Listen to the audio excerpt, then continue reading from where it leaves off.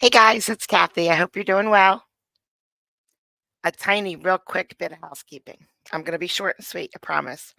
Um, so I'm demonetized right now. I'm demonetized right now because I didn't talk enough during my last clips when I was monetized. And so I've been trying to find the balance. And I have other YouTubers who have channels who were demonetized as well, looking at what I'm doing and telling me, hey, you got to do this, you got to do that. And I'm trying to find the balance. Um, I have to chat. I have to stop the video, I have to chat, or I won't get monetized. So, I mean, right now I do have great supporters on Patreon. Thank you very much. That's like $100 a month right now. So I'm literally working for like 3 cents an hour for this. So, which is fine. It's not all about money. I have a great time. I have a great time, but YouTube will like give me money for this. You guys don't have to. I'm not talking about you guys. YouTube will give me money for this if I follow the rules and I do it right. So I gotta stop. I gotta chat. I have to. YouTube says I have to. It's just the way it is. Um, and it's fine, and I like it, and I laugh, and it's fun, especially with my chat. And I know not everybody can see chat, so I will, try to fix that. Not that make you be able to see chat. I'll try to fix it so it's not so cryptic when I'm talking in the middle of a video. I will. I'll work on it. I promise. I'll find the balance. I just gotta, you know, work at it. Thanks. Now we are going to play some videos. Oh man, we got some good stuff today.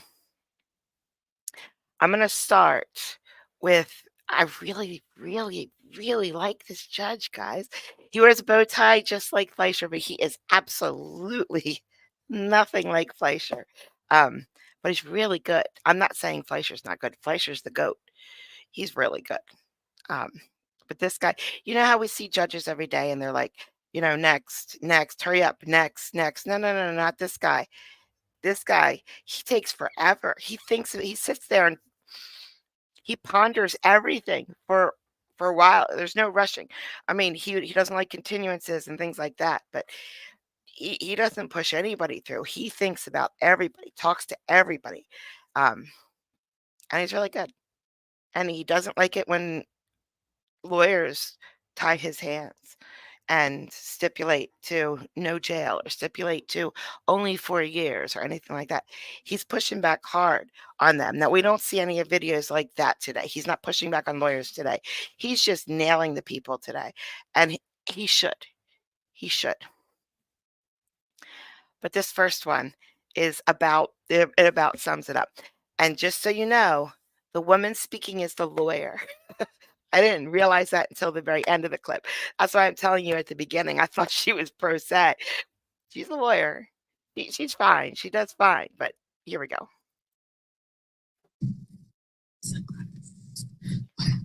Ms. Pat, is your counsel with you? And Your Honor, private counsel withdrew from this matter. Yeah, but she had appellate counsel. It's the public defender's office representative. All right, 23 CR 1643 people versus Katie Panetta. Mr. Bassiano is present for the prosecution. Ms. Dickerson, are you gonna? I would ask to be appointed for the purpose of the probation revocation, Judge. All right, then we'll appoint the office of the public defender. So we've got a couple of things. We've got a return on the summons for the complaint for revocation. Do you waive further advisal on that? We do, and we would also ask this court quash the warrant that was issued for the complaint to revoke probation, since Ms. Panetta did sign the summons and returned on the summons today. Well, I issued the complaint because she picked up a new charge with the same victim. That's why I issued the warrant. Understood, but we would still ask that the warrant be quashed since Ms. Panetta is showing up to her court date on summons and fulfilling those obligations.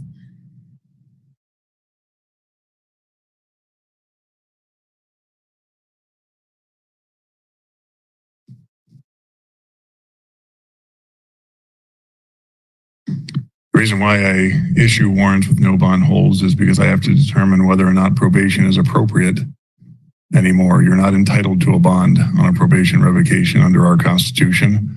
And the fact that she's already picked up another charge, naming the same victim, makes me think that probation is not appropriate.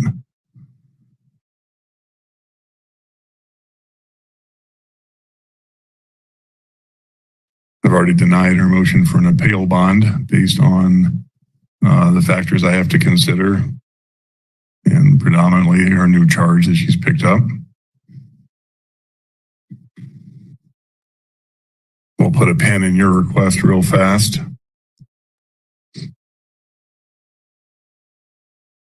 There was a motion to stay of execution of the jail sentence.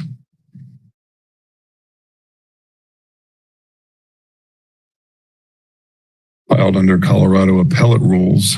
I'm not exactly sure that belongs in this court. She's filed her appeal and the stay is filed under Colorado Appellate rules. I think that needs to...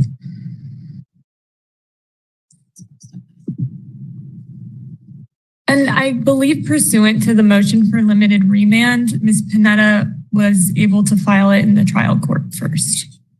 I don't see a order on limited remand. I don't see that was granted. It was granted, but has not been issued yet, based on my communication with Court of Appeals. That doesn't help me a lot. Also, because it doesn't change the sentence in any way, it doesn't require the remand for you to rule on that motion. There was another motion that would require the remand, but I understand it was granted, but not yet issued. That was from a phone call at 9 o'clock this morning to the Court of Appeals clerk.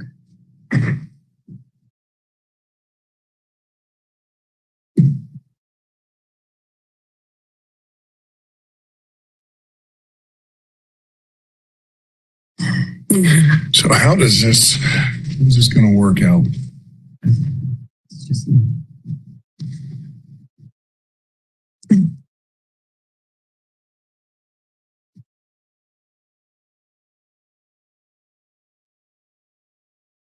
Talk about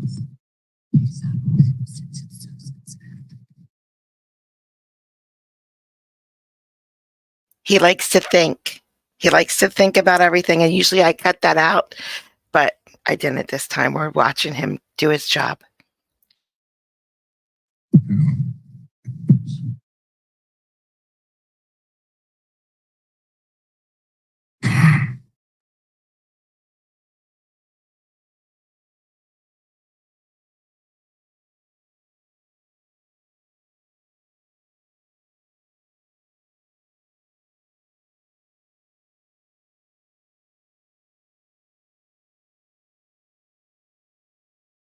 Terrifies them.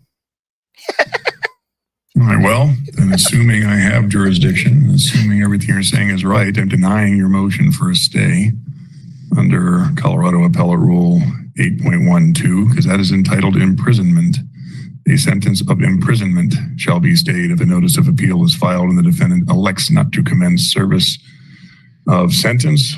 This is not a sentence to imprisonment. This is a sentence to jail. This is incarceration.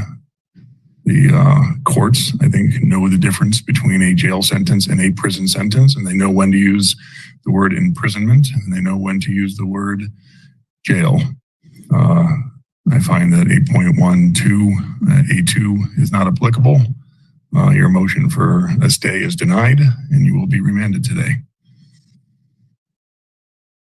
On the sentence, the jail sentence that I ordered as a condition of your probation, and probationary sentences do not get stayed. I do know that I could have motioned for a probationary stay, but I wish not to. I wanted to continue going through that should my appeal not be won. My interpretation of when it doesn't seem clear what the General Assembly is asking or. Well, that's not the General Assembly. That's What they're that's not the General Assembly, ma'am. That is the Supreme Court of the state of Colorado, and I'm pretty daggum sure they know what imprisonment means. And we're not arguing with my ruling. Oh, no. That's not how this works. You're being remanded. Remanded. The question then is, what are we going to do with the bond, with the warrant that I issued because of the violation of probation?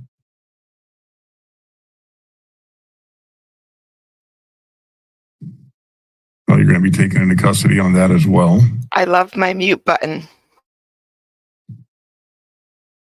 You do have a pending motion to reconsider sentence, which I was reconsidering, but now I'm probably going to want to hear some information since there's a new case.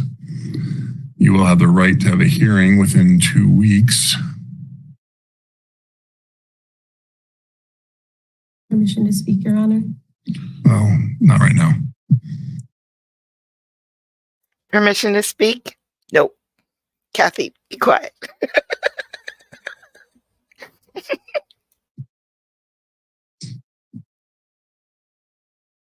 And I'm going to find good cause to go outside of the 2 weeks, and I'm going to set you for your hearing. And Your Honor, just so the on court, June 14th. that works. I wanted to let the court know the new law violation is set currently for I believe a disposition, or I'm not sure exactly what it's entitled down in General Sessions on June 10th. So June 14th should be fine.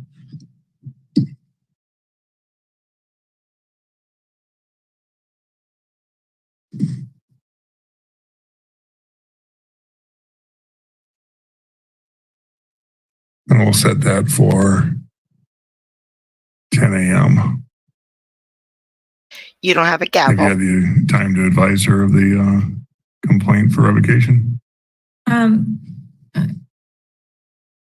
mean, we have talked about the new law violation. Yes. I think that is the only allegation at this point. That is, to my knowledge, the only allegation on the revocation. Right.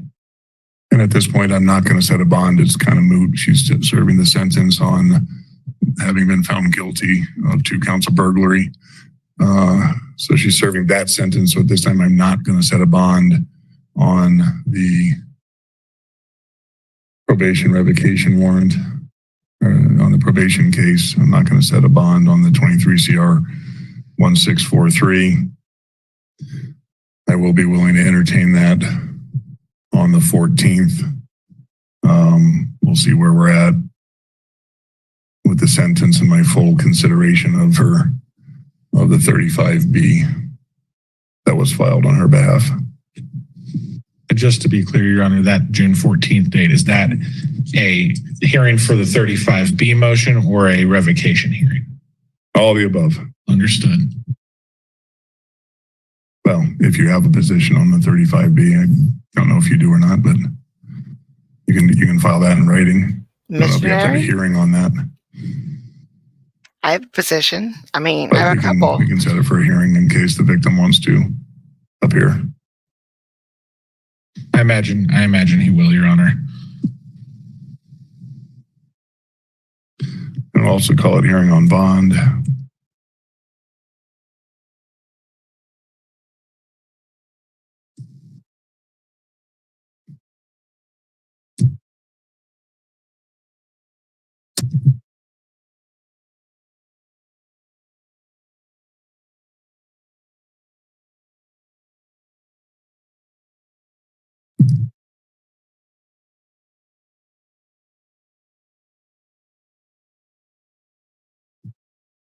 But wait, there's more.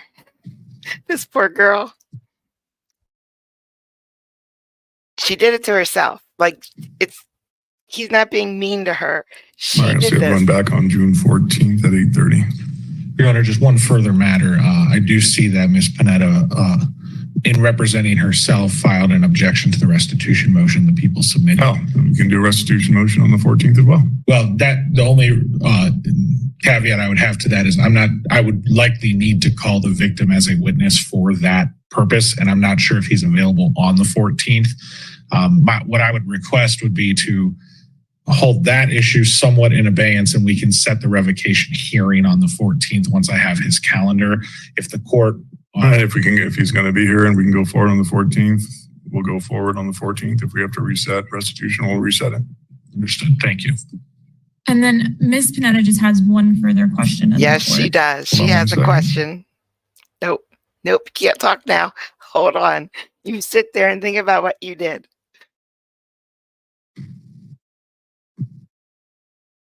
Yes. Thank you, Your Honor. I know that Denver County Jail they have an alternative sentencing program. It requires a referral from you for me to even apply, and then it is up to the sheriff's decision. It does allow me to continue the treatment, which was a large part of my 35B. It also allows for work, education, which I'm not pursuing at this time, but it would allow me to serve my sentence, but still meet the needs of my family and continue my treatment. So this isn't 35B, it's their programming. I'm hoping you're familiar with it, but I could not apply. They asked for applications within a week of your remand, but it required a judge's referral first. Yeah, I'm not going to refer you to alternative sentencing. Why she asked for that right now? She should have waited. He's clearly in a bother with her right now. Why didn't she wait? She like, work release takes time, and all of that takes time. And she's coming right back.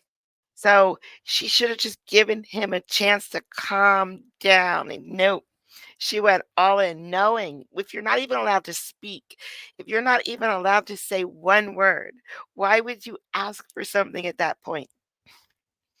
Why didn't her lawyer say, maybe not? She did not. She did not read the room very well at all. Your criminal history, the facts underlying this case, I sentence you to jail as a punitive sanction. That's what this is. I'm not altering my sentence. So your request is denied. You're remanded. Thank you.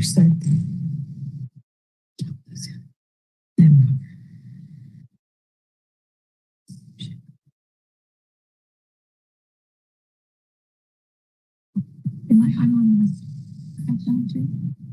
And it makes more sense, I think.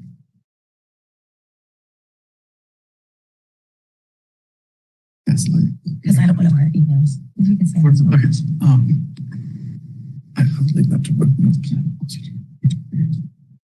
Could I recall the cross match? Cecil McFly.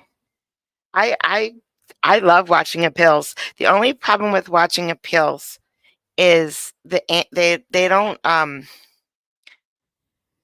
give a decision right then, almost like on any of the ones that I see. There's no decision. So you have to wait. So you go to appeals, everybody talks their 15 minutes, and it's really not fair because you're a lawyer. You go there with 15 minutes of prepared argument that you want to say to the judges. And then every 3 or 4 words, the judges, because it's a panel of judges, stop you and ask you all these questions. And that's like a 5-minute conversation. So because they keep interrupting you, you don't get to put out all your stuff out like you want to. But it happens to the other side too.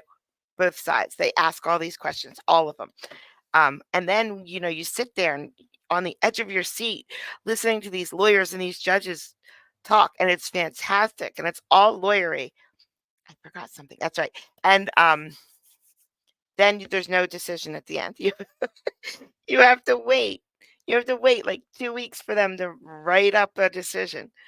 So that's the only thing that bothers me about appellate courts, but I love it. And if Cecil McFly has a channel, I bet Cecil has answers, like the verdict already in. So I'm going to check that out. Because I hate watching probate. I love watching appeals. Okay. I wanted to do something today, and I wonder if I can do this on just on the fly. You guys are gonna love this. All you law nerds, if you are a law nerd, you're gonna love this. First year law practice exam. So what I thought is, you know what? We should do like a first year law school practice exam in chat today. We should. So then I looked at some of them. I'm going to put one up. I'm going to put some up right now. I'm getting it for you right now. And then I realized that none of us would ever be able to become lawyers. All right, next gen bar exam sample questions. I'm going to show you why. I'm going to show you why. Just give me 1 second to get it. Okay, no.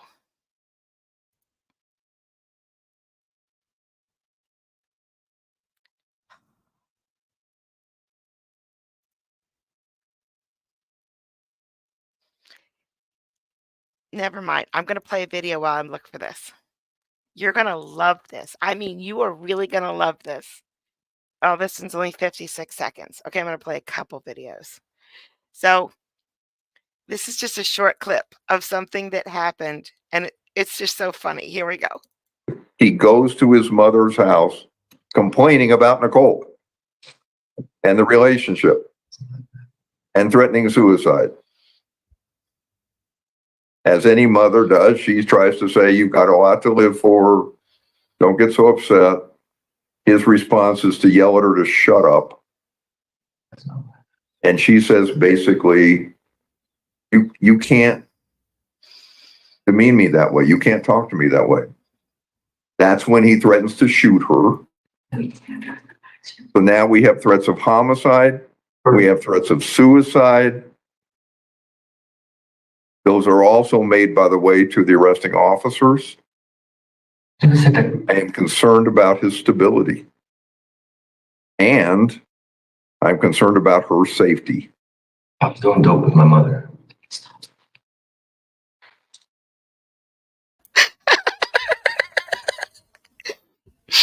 I was smoking dope with my mother. That's what he's trying to get across. That's his defense. That's why nothing that the judge said was true, because he was smoking dope with his mother. Oh my gosh, why would you say that? Okay, this next one, I mean, it took me 2 hours to edit it out. I edited out every single name in here. And I know that some of you already know who this judge is and know the name of the judge and all that stuff. You don't have to say it. We all know his name. So just don't say it in case somebody doesn't know his name, because it's a juvenile case. But this is not just a juvenile case, guys. I literally had to comment out his charges because they were horrendous. They were too much for this channel. Like, we don't need to hear that. Speaking of, I'm just going to take a second. I think it was yesterday or the day before. I don't know, my days smushed together. I had a video that said horrific something in Judge Fleischer's courtroom. Do you know I got multiple comments complaining that really just isn't horrific? What happened to the animals wasn't horrific, so I shouldn't have said it was horrific. What the heck do you mean that wasn't horrific? That was that is the definition of horrific. I don't know if any of you fast forwarded it, because I told you to fast forward it, but I got multiple comments saying that wasn't horrific at all. I was shocked when I read these comments. I mean, when you have a whole bunch of dead bodies of all kinds of animals, that's horrific. So anyway, this is way more horrific than that, let me tell you. So I had to cut that out. But wait till this kid, you can't see the kid because I blurred him all up. They say that he's 13. I swear to God, he looks like he's 8. I thought he was 8 years old the whole time I was watching it. When they said he was 13 years old, I almost dropped out of my chair. He looks so tiny. Thank you, Jay. It was. It really was.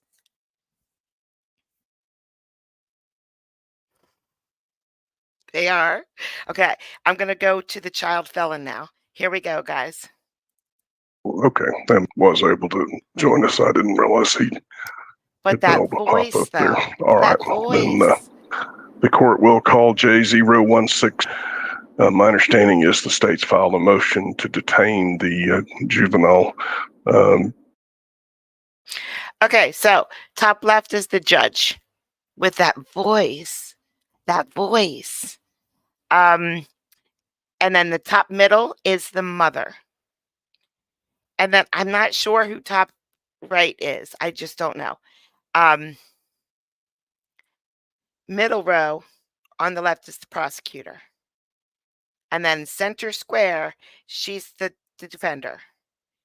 And then the child is next with the probation officer.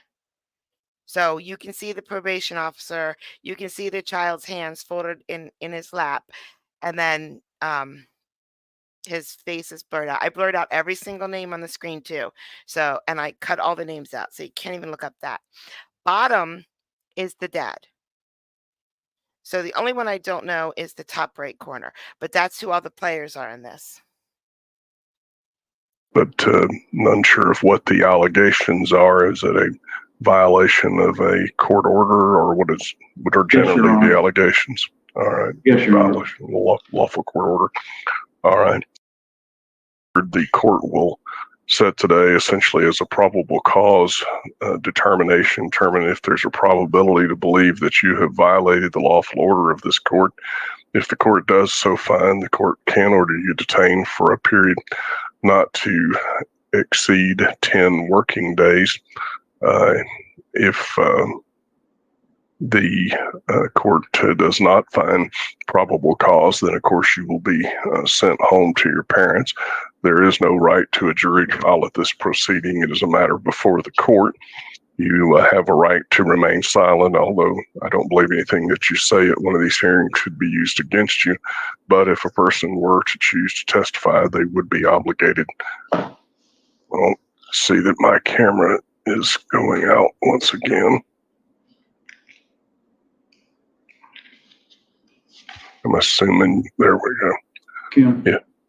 If that determination is made, well, excuse me, if you were to take the stand and testify, I believe it would potentially result, if a person were to tell a lie, in a subsequent prosecution for a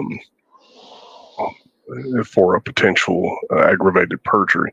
However, as I said, I don't believe what you said in particular could be used against you in this hearing.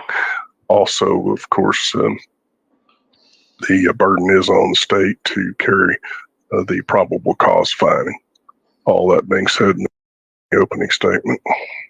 Your Honor, this young man before the court was previously adjudicated for the second-degree felony.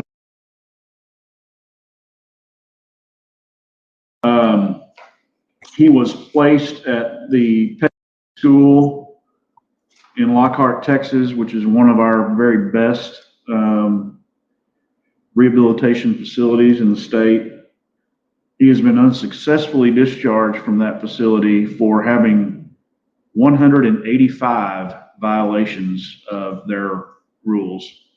Yes. In addition, 185 violations. The boy is so tiny. I'm telling you, he looks like just 8. The latest polygraph report that I have in my file is quite concerning.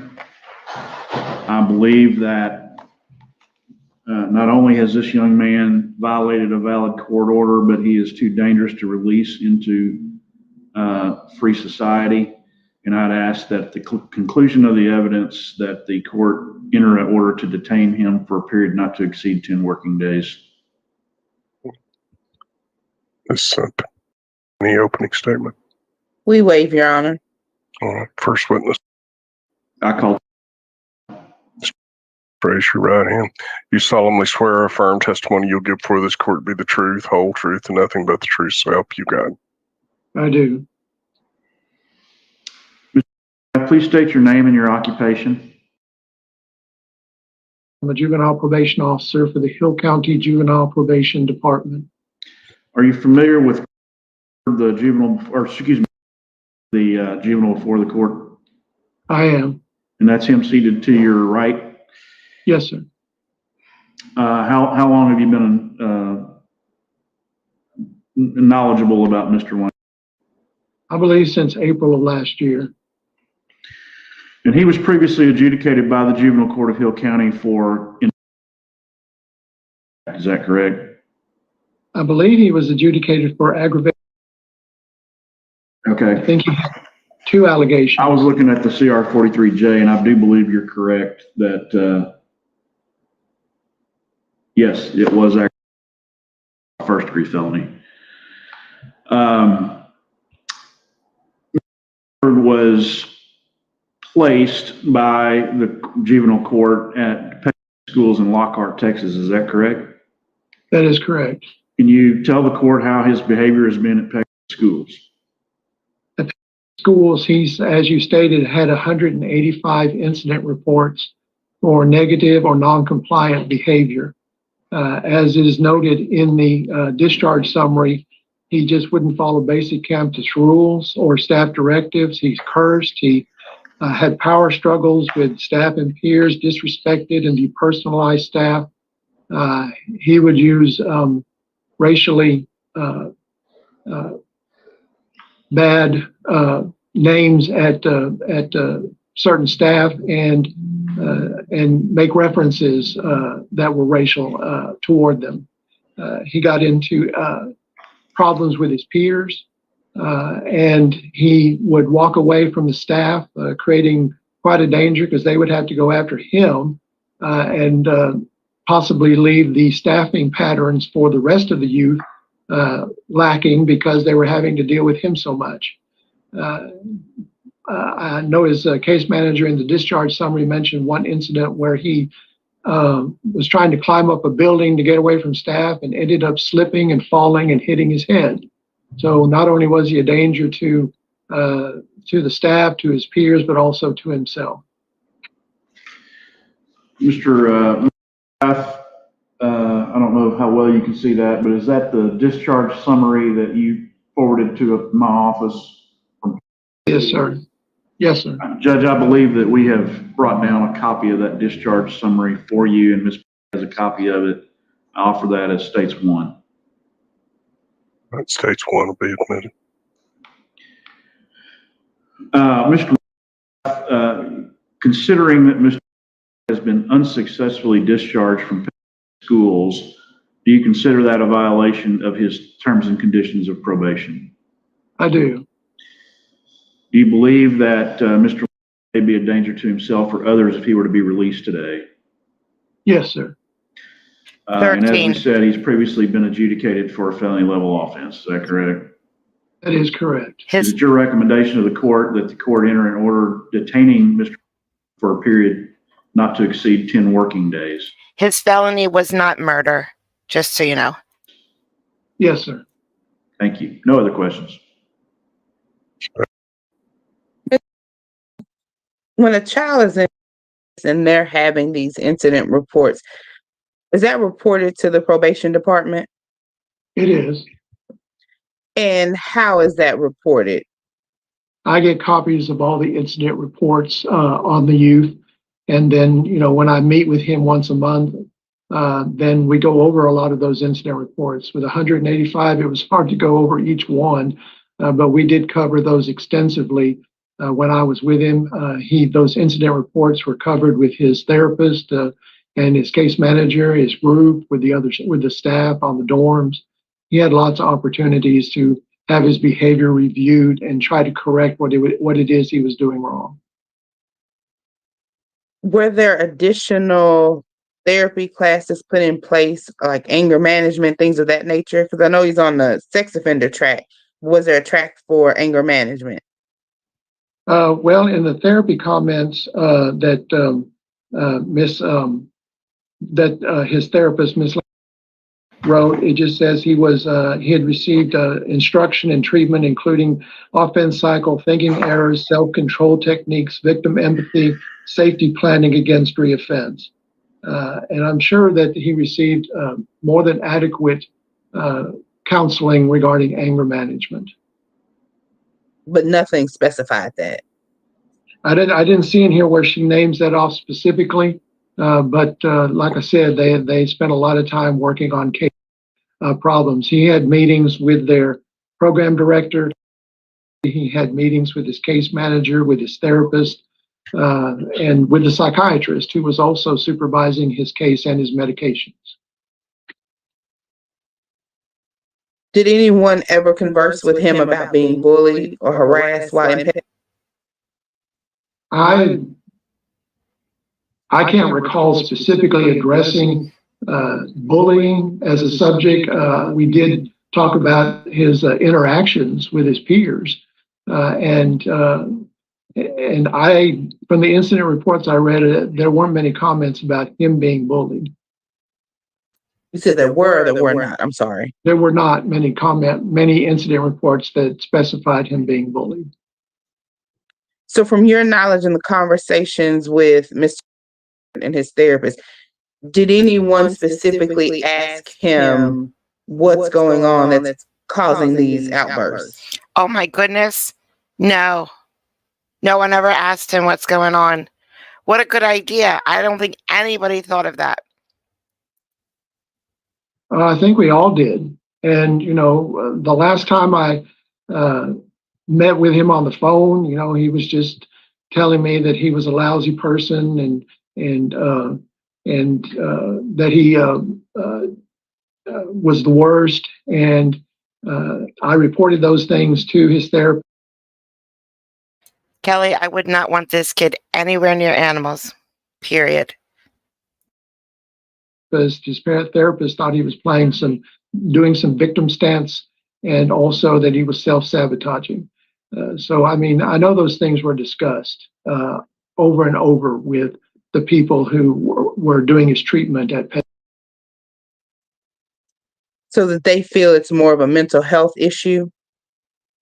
Well, not in the sense that he's not capable of making better choices and being able to respond to a treatment program, but he may have talked himself into a situation where he's not going to take accountability for his actions. This is not a case with animals. He didn't hurt any animals. I pass the witness, Your Honor.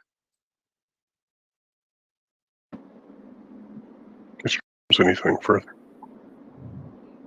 Other than the psychological evaluation that I believe Veronica did before adjudication, have there been any other psychological or psychiatric evaluations of Mr.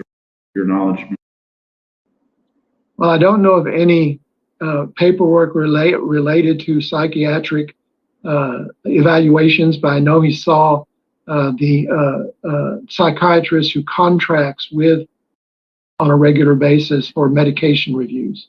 I see in the report that it states that there's no evidence that he has any psychiatric illness. Did you notice that? I did notice that, and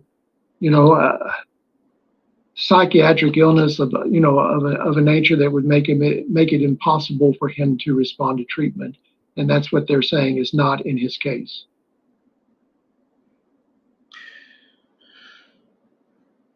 Mr.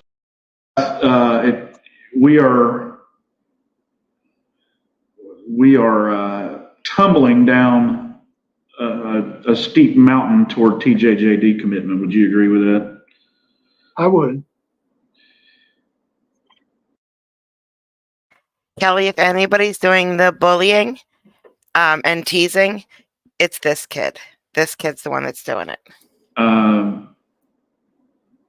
It's my opinion that is one of our better facilities in the state of Texas. And now that he's been unsuccessfully discharged from, where do you think we go from here?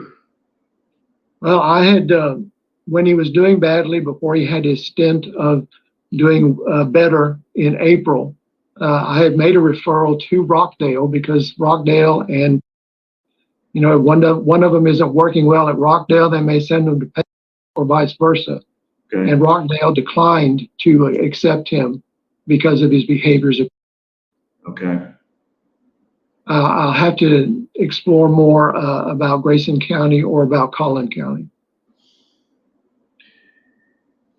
Well, he's only 13, and I'm not sure how much good TJJD would do him, but also I'm not sure that we have many other choices. So I would ask that you explore any available options and the funding available for those options, so that if the court decides to detain Mr. Day, that when we come back after 10 working days, we've got some idea where we're going. Okay? I will check on that, sir. Thank you. I pass the witness. No questions, Your Honor. All right. Who next, Mr. State res. We rest, Your Honor. What else is she going to do? She tried her best. She tried her best with those defenses that were not defenses because he's not insane. He went through an exam. He's not insane. She has nothing to stand on. Nothing. So she rested. I don't know what to say. Summation, Mr. Your Honor, I think you've heard enough. I ask that you enter an order detaining the juvenile.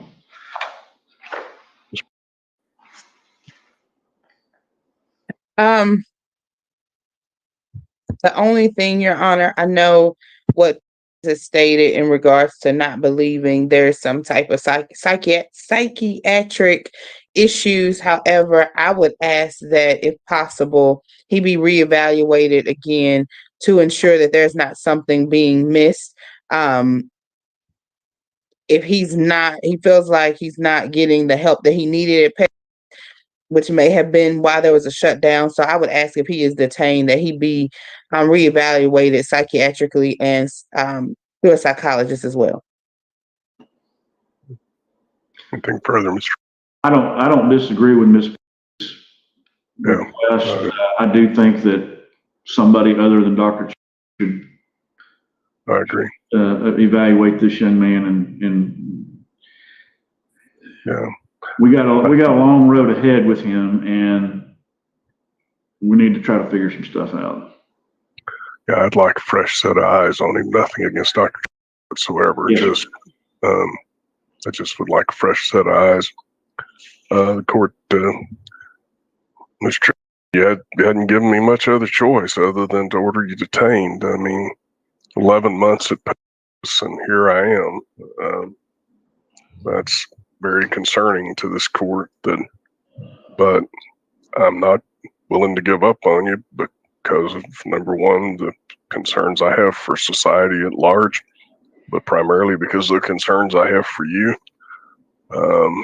But I do know that I don't have a whole lot of more tools available in my tool chest, and it's going to be up to you to, at some point, start accepting responsibility for your own behavior and realizing that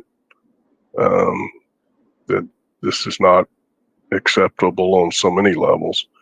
But I do want someone else to take a look at the psychological aspect of it, and hopefully Cook counties or somebody else. It's very concerning to me when I hear that the other facility down there just says no, that you've essentially closed the door to yourself there. That's pretty telling in and of itself. But I'd still Like I said, I'm not willing to just give up and say that I don't have any tools left at all until somebody makes that much more clear to me. So this time I'll order detention not to exceed 10 working days, order subsequent psychological evaluation and treatment if it's deemed necessary. And appreciate all y'all's time. I hope you have a nice. He cut the stream, but he was done anyway. I mean, as soon as the defense attorney said, let's get another psych evaluation, everybody in that whole room jumped on it. They're like, yes, let's do that. Yes, there has to be a reason. Somebody has to find an answer for us because there's no answer. There's no answer. He had a psych evaluation. He's not crazy. He's not, I don't know. He can be good. He just won't be good. And I don't know the parents, but my heart goes out to them. Whether they were great parents or terrible parents, my heart goes out to them because, man, I don't even know what to say. I don't even know what to say. Wait, there's a birthday. Janelle's birthday. Happy birthday, Janelle.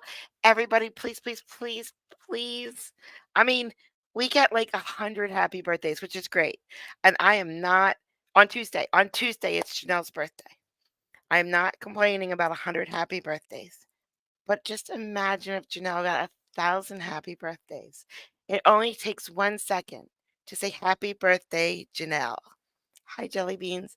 And then you guys all know the name Janelle because this one can drive, I'm sure. I don't really know, but this one got her driver's license. But you know the other Janelle. So you can type happy birthday to Janelle. You really can. Or I can do it 1,000 times, but I really don't have time for that. Tuesday is her birthday. Also, if you read the screen, Tuesday at the opposite end of the clock, we are having Fleischer on. Judge Fleischer is coming on Tuesday at 12:30 p.m. Central because I couldn't ask the poor judge to come into my chat at 4:30 in the morning. I didn't have the heart to do that because what if he said, sure, then I would feel guilty the whole time.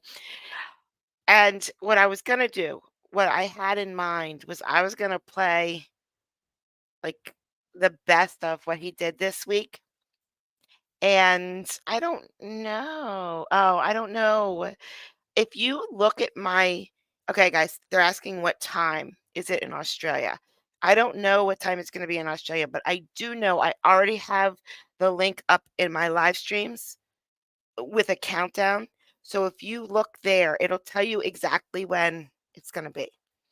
And I was going to do the best of Judge Fleischer's clips. It's 2:30 QM. It's 2:30 PM. Probably Wednesday though, right, Carolyn? I don't know. Just go look at the live. It's best to just go look at the live than listen to me because really I get things wrong all the time. You can Google it. Carolyn, you can Google that. You Google everything.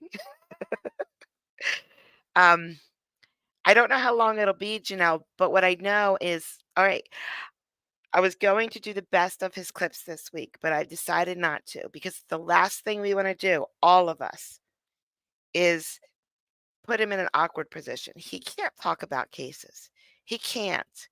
He can't talk about why he did this, why he did that. So I was going to put some clips of other judges. Remember the other day I played this like 4-minute clip and I just asked why? Why did he do that? Why did he give him the bond? It doesn't make sense. I was going to play clips like that and try to discuss those. But that would also put him in an awkward position of critiquing other judges. I'm not putting Judge Fleischer in any awkward position. So instead, a great idea. We're just going to play some trivia games and chat. Like, it's not going to be like an interview because, I'm not an interviewer. We're just going to have some fun. And hopefully some of my mods can come on too. So we can all just sit around chat for a little bit, play a few games, and then everybody, it'll be in the day, our time in America. It'll be during the day. So, we'll get some people in to listen to Judge. Listen to the judge just talk. I'm going to play a clip that ADHD sent me. It's going to be so good. Okay, Janelle, I'm going to try. I am going to try. I'm going to ask him. Janelle says, please, please. Here, I'll just click it. There, look at that. Now I don't have to read it. I am, because when he did, if you guys don't know, Colin did the best interview with Judge Fleischer. It was so good. And Colin said Judge Simpson. At some point during the interview, Colin said Judge Simpson. And Judge's face lit up. Judge Fleischer's face lit out, Judge Simpson. We want to know how he knows about Judge Simpson when he's saying he doesn't really, watch YouTube and things like that. He does like to talk about the law. So let's play a little game. All right. I'm doing this on the fly, but I'm going to do it. I'm going to stop sharing my screen for a second. Don't worry. Everything's fine. I just need to share a different screen.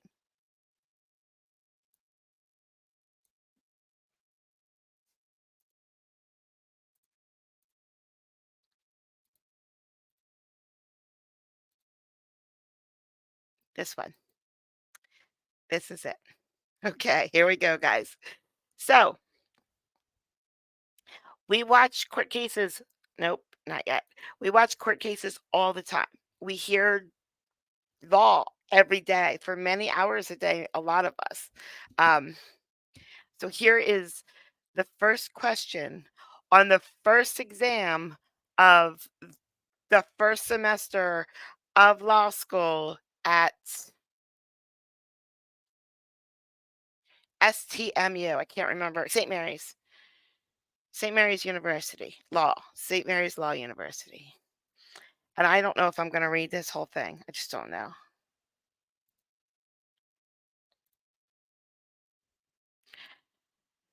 So the first part is an essay. They're all essays. Lawyers love to talk. This is why they love to talk. So this is the first question right here and right here. And then this is question 2. It's only 10 points. That's why it's so little. And question 3. They have so many questions on their exam, and they're all essays like this, extremely long. This is the criminal exam. It's crazy. So I thought we would go through, a few questions that would be on the first year, first semester, first test. No, we can't, because 87.6% of us is never going to read all this ever. And then we would have to write an essay at the end or discuss it. So I thought this would be so much fun for us all to take a test together today, the law test. Nope, not doing it. It's not happening. All right, now I need to stop sharing, try again, go back to my videos where it's easy and it's funny, and we don't have to worry about that. I have to turn on the system audio. Remember what happened last time when I had to do 3 streams in one day. Anyway, if you guys want to check that out yourself, there is tons of law school exams online where you can just check them out. But make sure you have butt time ready, because you're going to have to sit there on your butt for a while and read. Okay. Now let's back to our... This next one is so funny. I'm a server. So I say what this judge says to this guy all day, every day, about 1 million times. But it's so funny that the judge says this. It's 9 seconds long. Here we go. Take care. Thank you. Take care. All right, that's all. That's it, sir. Thanks for stopping in. Thanks. Thanks for stopping in. Thanks for coming. Come back again soon. can't believe she said that. That was so funny when I heard her say that. Thanks for stopping in. She knew. You know how she hesitated on the word in? She knew. Well, that's not the right thing to say to him, but she plowed forward anyway. I'm the judge. I can say whatever I want. Okay. This next one, I don't have the whole thing because it's kind of boring, but there's one interesting part. So here we go. 1802 F3 1904. Just so you know, that is not Judge Claimer. That is not Judge Claimer. That's like a pro tem or something in his chair. Defendant appears in person and is pro se. Stage present by Deputy Peterson. We're set today after a filing for a petition for revocation of community corrections filed May 13th. And then just on Wednesday, May 22nd, there was an additional addendum to that revocation filed by community corrections. And so we're set for admit deny hearing on both of those, Judge. Are you here for that, Amy? Yes. Do you want to come up and have a seat? Just in case I have any questions. Yeah.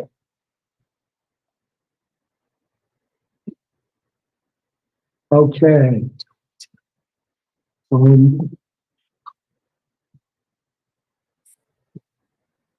May 22nd was the addendum. Yes, Judge. And if you'd like, why don't you go ahead and read the allegations in the addendum, and then we'll address the issues. Okay. So, Mr. Lewandowski, there's a petition and then an addendum. So I'm going to start first with the petition of revocation of community corrections filed May 13th. That reads that Amy Putnam essentially has been monitoring you on home detention, that you were placed on home detention out of this court January 6, 2023.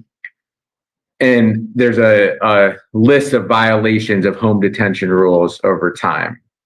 So with the first alleged violation is Rule 23, pay an initial hookup fee of $175 and a daily fee of $13.50 while on home detention. Rule 26, pay all fees associated with alcohol and drug testing, that you'd agree to pay $9 for each drug test and $4 for each alcohol test. And the allegation is that you currently have a balance of $333 for drug testing and a balance of $5,694 for daily electronic monitoring fees as of May 13th, 2020. Did you hear that? So when these people get out on probation, it's not easy. I mean, it's designed to fail, I think. Like, nothing about probation is designed for them to succeed. He hasn't paid his daily $13 fee since last January, and now he owes over $5,000. Now, they're not gonna put him in jail for the $5,000. Well, most judges don't put him in jail for not paying the fees. However, it's a big deal because he tested positive for THC like 5 times in the last month. So, now they're going to add that to his violation of probation. So it's not just one violation of probation. He violated probation by THC. He violated probation by not paying for his drug tests. He violated probation by not paying his daily fees, which is now $5,000 some dollars, which, might as well be $1 million, because that's just so much. When you're on home detention, $5,000 is hard to come by. You can't just, work overtime. You just can't. So when they let people out on probation instead of doing time, I don't like, it's designed for them to fail when they, not really. If he wouldn't have smoked pot or ate a cookie, I don't know how he got the THC, mouthwash. If he wouldn't have drank that mouthwash, the fines wouldn't have brought him in here, but he still has those fines. But now that he did eat that cookie, he has 3 different violations now, not one. So, it's just, they're probably going to, do something like either revoke or they're going to add another year of probation onto him, which just digging a deeper hole, digging a deeper hole. I really, really think that if I get busted and I have a choice between probation or just doing some extra time, a year of probation or 3 more months in jail, I'm going with the jail time. I'm just going with the jail time. I'm going to have someone cook for me and wash my clothes for me, and no one can make me go to work, and that's what I'm going to do. Sounds like a vacation to me, even though I know it's not. It's not lovely at all. Okay, we're going back for 6 minutes to that other judge because this is just another, it's like an add-on of how probation is designed, for failure. Here we go. He's thinking. He thinks a lot. All right, Mr. Ragland, you were on probation on a Class 6 felony that carries a potential sentence to the Department of Corrections of between 12 and 18 months with a 1-year period of mandatory parole. You understand that? Yes, sir. All right, and the allegations are that you missed 11 scheduled appointments, looking at a complaint for revocation of probation filed with the court March 29th, 2024. Also indicates that you stopped reporting on February 2nd, 2024. Apparently you called on March 1st, 2024, but then no other contact at all after that point. Also indicating that there were 21 hot UAs for various, that was like each one is the same cocaine, opiates, and methamphetamine. There was missed 27 of 48 UAs, and that you failed to comply with drug treatment. My understanding is you wish to admit those technical violations? You have to say that in the microphone, sorry. Yeah, yes. All right, sir, do you understand you have the right to have a hearing on those allegations? You have a right to be represented by your attorney. All the drugs. At that hearing, the prosecution would have to prove any one or all of these by a preponderance of the evidence. Do you understand that? Yes, sir. Anybody threatening you to get you to make this admission? Anybody make you any promises I need to know about? All right, understanding the potential penalties, understanding the rights you're giving up. Do you still want to do this? Yes. All right, then I'll accept your admission, finding it knowingly, intelligently, voluntarily entered into. What do we want to do about sentencing? We would request to go to immediate sentencing. That's fine for us.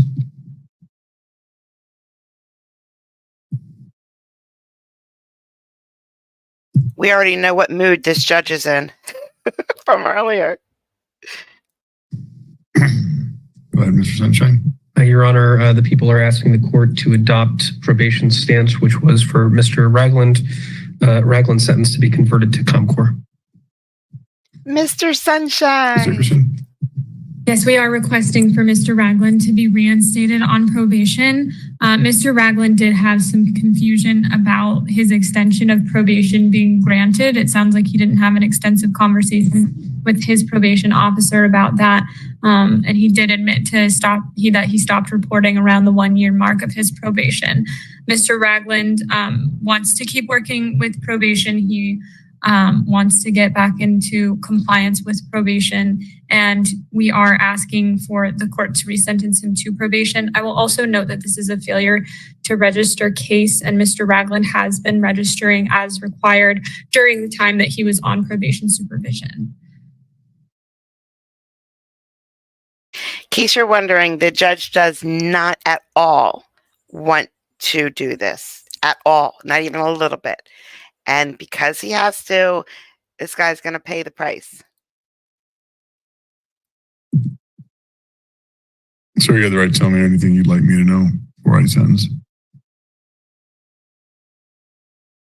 Yes. I thought I was done with the probation. You signed the extension. I'm looking at it. But you gave me a year. You signed the extension. Okay. They put it in front of you and you signed it, extending it another 12 months to end February 27th, 2025. You signed it. Okay. I don't, come on. Okay. Okay. I've signed it. Really, the issue here is great. You know, you're registering good. Yeah. The whole year. You're supposed to. So, you know, frankly, you don't get attaboys for doing what you're supposed to do. Right. I'm more concerned about the fact you're blowing off drug treatment and you're just doing the drugs while on probation. That's what bothers me. Yes, sir.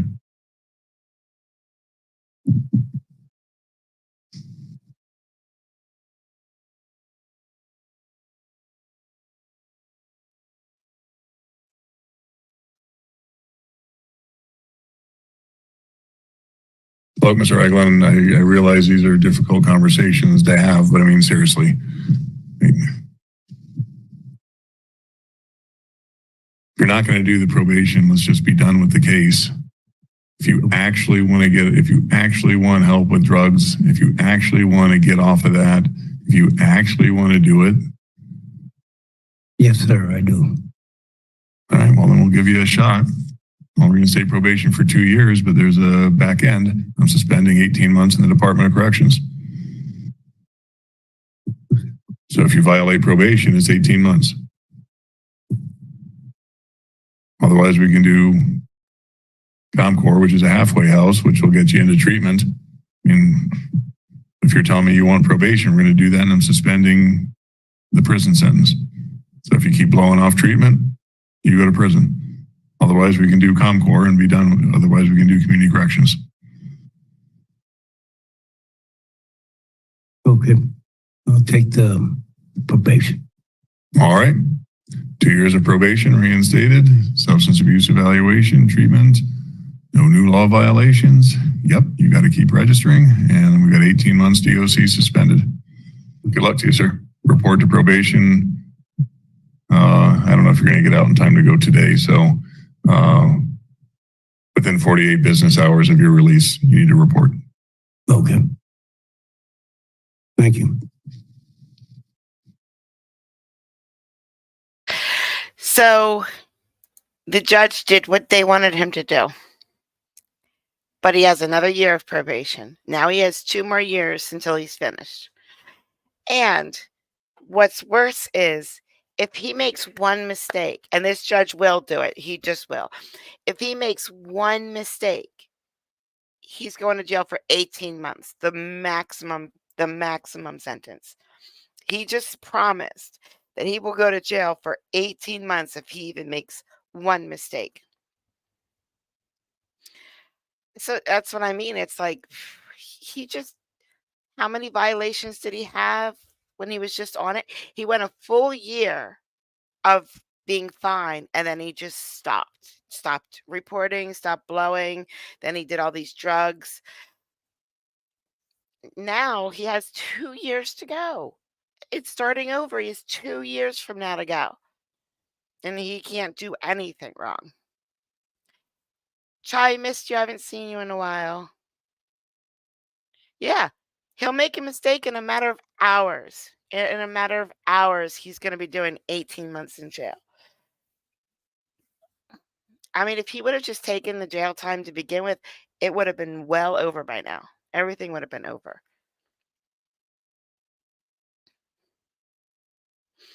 Yes, Fozzie's not here. Fozzie's trying out mankinis. That's why he's not here. Okay, guys, guess what? It's time. It's time for Judge Fleischer. Hi, Lacey. And he looks great. I know you probably already saw him on all the other channels, but he looks so good today. I'm telling you, he looks so good. Here we go. Usually 6 to 9 to maybe a year in length. It takes a very long time just to get a hearing. I am putting conditions on your bond now. If you violate these conditions, I will put you in jail. And if you're unlucky enough, you're going to be there for an extremely long time. You understand? Yes. You do not have a Texas driver license, do you? Yes. You have a Texas driver license? Yes. Great. Do you have liability insurance in your name? ¿A nombre suyo? Sí. Yes. Okay. As long as you have both of those things, you may continue to drive. Do not pick up any new cases. I will put you in jail if you do. Okay. We were going to reset your case to give you time to hire a lawyer. So I'm not going to put any conditions on him at this point. So don't get in trouble. We'll reset your case to give you time to hire a lawyer. And when you come back, please have a lawyer. What is on his jacket? What is it? Does anybody know? Are they little plants and clouds?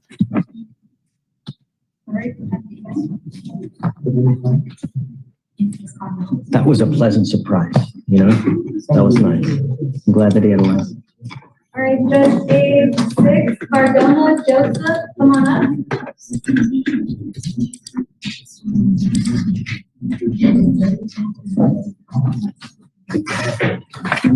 Carolyn says they're flowers. They're flowers. They are flowers. Joseph is the last. Cardona is the last. Cardona. Yeah. Maybe they're not flowers. Maybe it's the Rorschach tests. Maybe he has the Rorschach tests all over him, and you have to tell him what you see when you look at this flower or this flower or this flower. All right, Mr. Cardona, you're charged with discharging a firearm in the metropolitan area. You're facing up to a year in jail and or a $4,000 fine. We're going to do probable cause. You have the right to remain silent. Anything you say can or will be used against you. You have the right to have an attorney present on any questions and interviews. If you cannot afford a lawyer will be appointed to represent you, sir. Okay. On 5/7/24, officers were dispatched to 2300 Summer Street in Houston, Harris County, Texas, for a suspicious person with a weapon. Reports of firearm discharge and 3 people arguing. On arrival, officers observed, detained, and questioned several people on the scene. Witness Teresa Elaine Sandoval stated that the defendant, Joseph Cardona, shot. Did you see that? Guys, he has a black watch on. He took his orange watch off, or he changed the band, but he has a black one on. A gun. Officers observed the firearm in the cup holder in plain view of the defendant's vehicle. Officers recovered the firearm. Officers also recovered 1 fired casing near the defendant's vehicle. The witness stated that the defendant and complainant Matthew Wembley left the bar together and drove to her apartment complex. The witness stated that she was going to drive the defendant home because he had been drinking, but that she and the defendant got into an argument, and the defendant pulled out a gun and shot it towards C.W. Wembley and then shot again towards the ground. Witness Sandoval further stated that the defendant called the C.W. a bitch and stated to the C.W., "You're trying to steal my girl." The witness Sandoval stated that she is not dating in a dating relationship with either the defendant or the C.W. and was in fear of her life. C.W. declined to press charges. Criminal history. Sounds like an aggravated assault to me. There's his left eye again. And you have 1 prior ag assault too. Mr. Cardona, let me tell you something. I'm going to do everything in my power to protect the people of Harris County. If that means putting you in jail and you're bonded $150,000 because you're a danger, I'm going to do it in a second. Do you understand? Yes, sir. I'm ordering you now as a condition of your bond not to consume alcohol, illegal drugs, or unprescribed controlled medication, and not to be in possession of any weapons. Yes, sir. If I find that you're using alcohol or you have any weapons, I will lock you up in a heartbeat. Yes, sir. We'll not get any more PR bonds, sir. Yes, sir. And as it stands, you're extremely lucky that you're not charged with aggravated assault. That's not to say that they do upgrade it at some point. Yes, sir.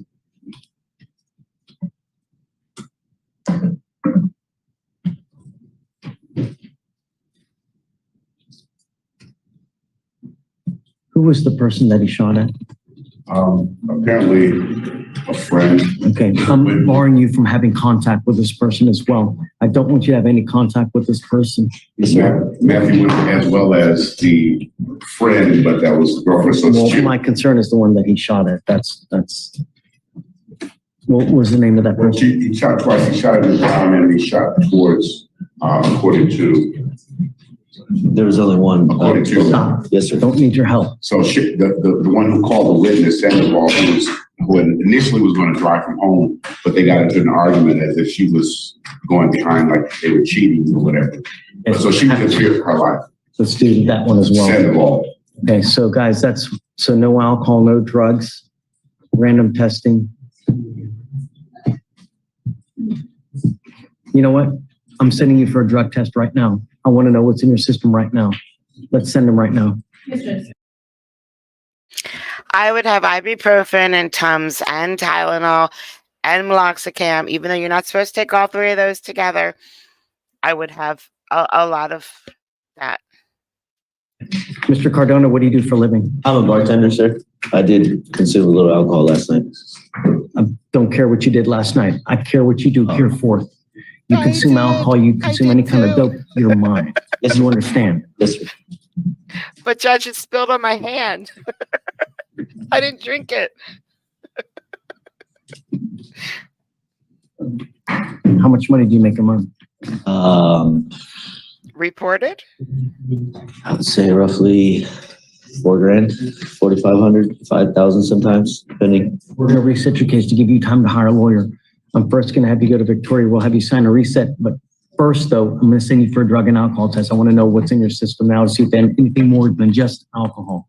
Which was first, though? You must come back to court. If you don't come back to court, I will issue a warrant for your arrest, and I'm going to make your bump so Is this high. for today, Your Honor? I'm sending you for a drug test right now. Yeah. So I have to be back by what time exactly? So we're going to send you now, and then I'm going to have you come back. Okay.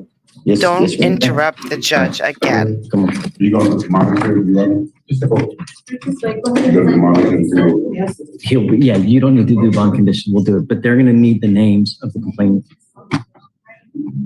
Do you want to? I mean, you can leave it too. Ellen,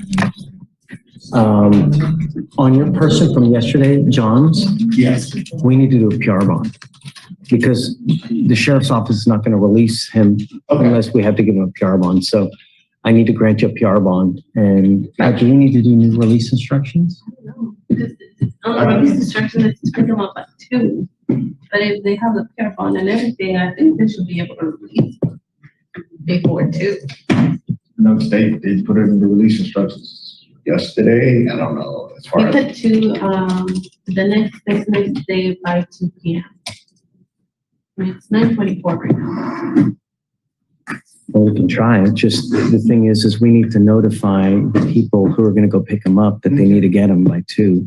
Do you have their phone number to call them to let them know? The jail reentry. Yeah. Yes. Not jail reentry, but the people at the hair center. He's going to the hair center, right? He's going to the jail reentry program, which is, I believe. Okay, so that's the people who are going to pick them up. Yes. Okay, so you have their, because they need to know. Okay. I have the number if you want it. Child, we missed you. You were gone a whole week, and it's not the same at all. Just saying, we missed you. Do you need it? Go ahead, because I'm pretty sure. Please. It's 713-970-33. 713-970-33.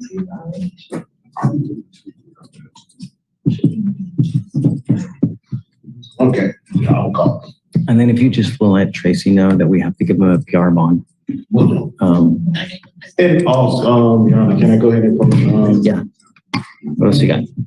For as PC for Johnson Street, birthday Skindria.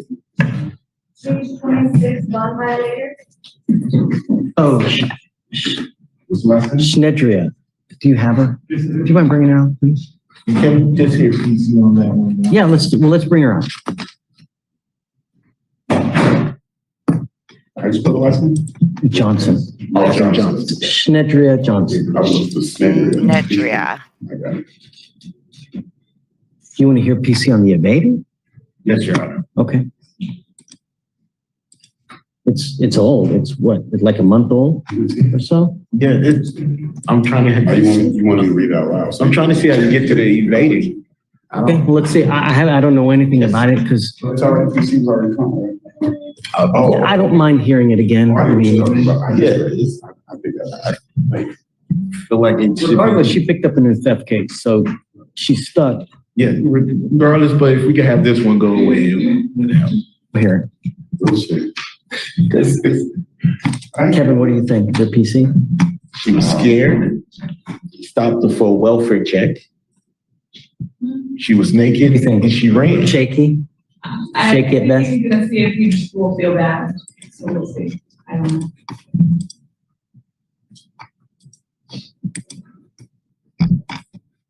Well,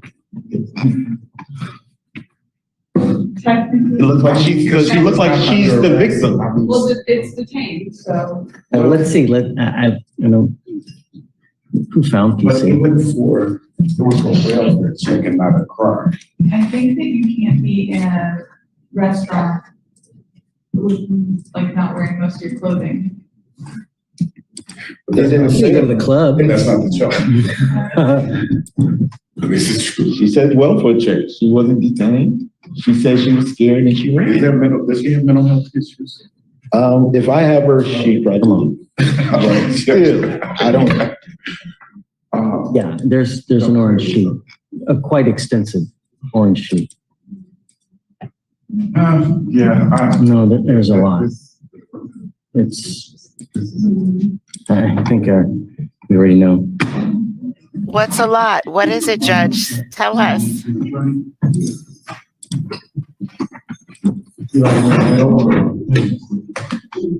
Good morning, Ms. Johnson. Ma'am, you were on bond in our evading arrest case, and it looks like you've picked up a new theft case. And so what happened now, the reason you're in jail is because the felony court set your bond at $5,000, and I guess that you've been unable to make it. You're still on bond in our case. However, we're going to do probable cause real quick because Mr. Williams here is telling me that he doesn't think it exists. So let's take a gander and let's see, please. On April 12, 2024, officers were dispatched to a police stop. Officers viewed a Black female who had only a bra and panties on in the back of a wing stop with a group of Black males. Officers stopped and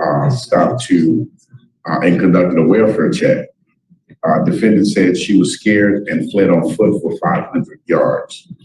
Officer told defendant to stop. Defendant ran behind the 99-cent store towards the front. Defendant was stopped by another deputy. She wasn't doing anything. She just kind of up and no. I'm with you.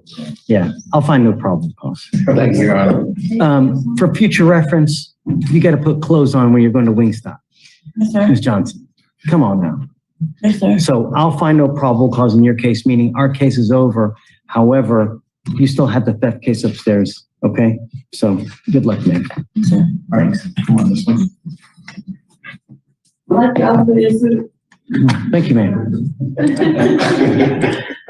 Yeah, I'm gonna make a call now. Yeah, let's do that. I'll grant the PR bond and then hopefully they can pick them up today. Yeah.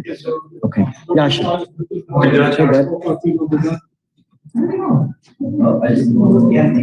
Hey, you giving arraignment? Alexis Long, arraignment. Alexis. I don't know. Yasha, what was his last name? Cologne, C-O-L. All right. You speak English, sir? Yes, sir. Mr. Colon, you're charged with 2 cases. You're charged with driving while intoxicated. You're also charged with unlawful carrying of a weapon. On the weapon case, you're facing up to a year in jail. And on the DWI, you're facing up to 6 months in jail and or a $2,000 fine. We're going to do probable cause. You have the right to remain silent. Anything you say can or will be used against you, sir. Please don't say anything. Okay. On May 19, 2024 in Harris County, Texas, defendant's vehicle was stopped in a moving lane of traffic for multiple cycles of a traffic light. With the foot on the brake, transmission in drive, with the keys in the ignition and engine running. Officers observed a mild odor of alcoholic beverage from his breath, slurred speech, swaying, staggering, and stumbling. The defendant stated that he was the sole occupant of the vehicle and admitted to driving. The defendant stated he was driving from a club named Wildcatter. The defendant had a firearm in his possession. SFSTs, 4 out of 6 clues for the HTN, 6 out of 8 walk and turn, 2 out of 4 one-leg stand. An inventory of the vehicle was conducted. one open, cold to the touch glass bottle of Bud Light with a center console cup holder and estimated to be a quarter full in plain view. A second Bud Light aluminum can, cold to the touch, and estimated to be a quarter full in the back seat of the passenger side seat, also in plain view. DIC read, rejected specimen, blood warrant was issued. I would hope that you would know that it's damn elementary that you're not supposed to have alcohol in the car while you're driving, Mr. Colon. You're a United States citizen, sir. It's a minimum of 5 days in jail when you have alcohol in the car. So almost a week in jail, just having alcohol in the car. Sir, I'm going to find that there's probable cause to go forward with your case. I'm ordering you now as the condition of your bond not to consume alcohol, illegal drugs, or unprescribed controlled medication. You have a Texas driver license. I'm now taking your privilege to drive away from you. You're not allowed to drive for the foreseeable future. If I find that you drive, I'm going to have a contempt hearing. You'll be facing up to 6 months in jail and a $500 fine every time you drive. I can't trust you with alcohol in the car. So now you'll be signing this affidavit promising me that you're not going to drive. I don't care if Mother Teresa has to go to church. You get into a car and drive, you'll be facing 6 months in jail and a $500 fine every time you get in a car and drive. Do you understand? Understand. So if the alcohol was in his belly, does that mean he's driving around with alcohol in the car? Or that's not an open container?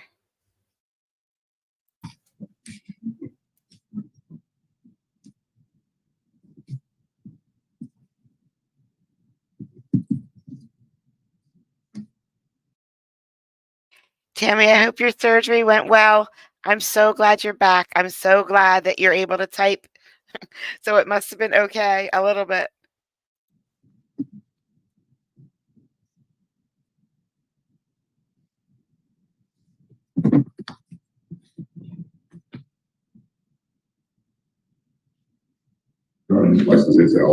Miguel Cancino? Thank you. For now, you have a lawyer. It's your responsibility to stay in touch with Yasha. If he tells me that he can't get a hold of you because you're playing games, I will issue a warrant for your arrest. No alcohol, no drugs. I'm going to randomly test you. No driving. You understand? I'm going to have you come up here, swear to us that you're not going to drive. After that, I'll get you to Victoria. We're going to have you sign a reset. After that, you'll get with Tracy for your bond conditions, and then you may leave. Don't pick up any new cases. Don't violate these conditions. I'm telling you, I will do everything in my power to protect public safety. If it means putting you in jail and making your bond extremely high, I'll do it in a heartbeat. Thank you.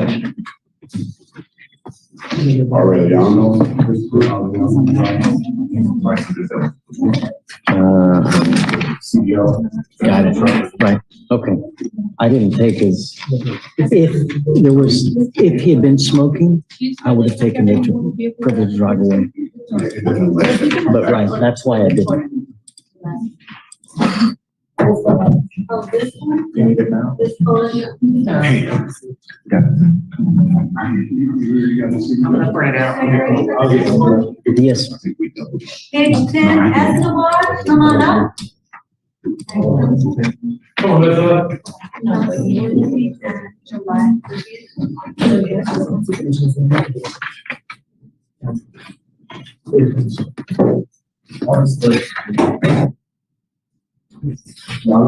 Good morning, sir. Are you Sebastian Escobar? Mr. Escobar, you're charged with assault of a family member. You're facing up to a year in jail and or a $4,000 fine. We're going to do probable cause. You have the right to remain silent. Anything you say can or will be used against you. You have the right to have an attorney present or any questions and interviews with the state of Texas. If you cannot afford a lawyer will be appointed to represent you. Okay. No, 1 second. I hit the wrong button. Okay. Sorry.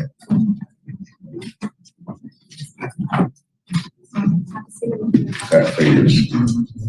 Escobar? Yes, sir. Yeah. Everybody wish her a happy birthday. Go to the comments. Wish her happy birthday. Your Honor, on May 16, 2024, officers were dispatched to residents in Harris County, Texas. The complainant and the defendant are siblings. Defendant and the complainant verbally argued and complainant left her room. The defendant kicked the complainant's door, causing it to strike the complainant, who was behind the door of her room. The impact resulted in the door hitting the complainant's nose, which caused her injury and pain. The complainant confronted the defendant about his actions. In response, the defendant used his hands to push the complainant to the ground, which caused the complainant pain. Believes the injuries of the complainant sustained would be indicative of pain. The complainant identifies the defendant on the scene. Do we know if there's any alcohol or drug use? Mr. Escobar, I'm sending you for a drug test right now. Sir? You just had a meth case not a year ago. I want to know if there's anything in your system right now. Tracy, do you mind sending Mr. Escobar for a drug test, please? What do you do for a living, sir? You do your music. What does that mean?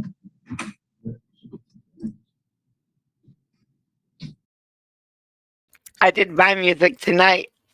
We had a band tonight at work, and I forgot the words. They had a great playlist. They did. I don't remember what it is. Wonderwall and other things. I can't remember now. But they had a great playlist, and everybody at my tables liked the songs, but the guy couldn't sing. He just couldn't. So what I did was I started singing really loud, the correct words. Now, I mean, it didn't sound good, but I started singing real loud, and then all of my tables started singing real loud. And by the way, all the tables in the restaurants are my tables. I don't have like a section. So then I started to sit at each table and sing and would make them sing and clap with them. So soon the band was sort of singing, but the restaurant was really, really singing, and we nailed it. Let me tell you. So let's see if this guy does his music. He's doing his music for money, guys. Doing his music. Let's speak up a little bit. I don't do much. How do you eat? How do you get money? Well, sometimes I work, but like at side jobs, I don't got like a stable job. Only when they need me. Did you graduate from high school? Sir? There's your first mistake. I had a feeling. You're done. I'm going to force you to get your high school diploma now. Sure. You can't run through life without, at the very minimum, a high school diploma, man. You'll never have a good job for the rest of your life, man. Sure. I'm telling you, without money, your life is going to suck. Sure. This life is either a great, grand journey where you can buy nice stuff, where you can go nice places, or it's a rotten toilet of an existence. And I'm telling you, without, at the minimum, a high school diploma, you're going to go nowhere in life. You'll never make a dime. Yes, do you understand? Yes, I'm now making that a condition of your bond as well. Yes, I'm going to give you a lawyer today. I'm going to reset your case for 2 weeks. Yes, and I want to see what you've done in 2 weeks to either register for a GED program or get back into school. Yes, but if you don't, you're going to stay with me if you get my drift. Yes, so for now, let's send him for a drug test and then he's got to come back. Yeah, but Right this way. Sir. Escobar, right this way. Hey, and do you mind reaching out to the Mac Victoria, please?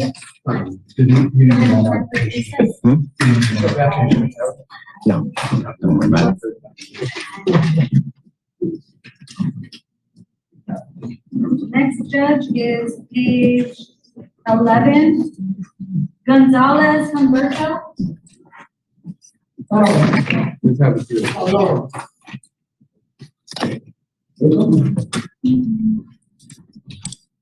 Oh, and I'll find PC. So I'd like to know, before we do conditions on him, I want to get him a lawyer so we can find out what the family dynamic is, you know, because he ain't got no job, he ain't got no prospects. So if we say no contact with sister, where's it going to put him, you know? So let's get a lawyer and then we'll figure it out. Okay. Humberto Gonzalez.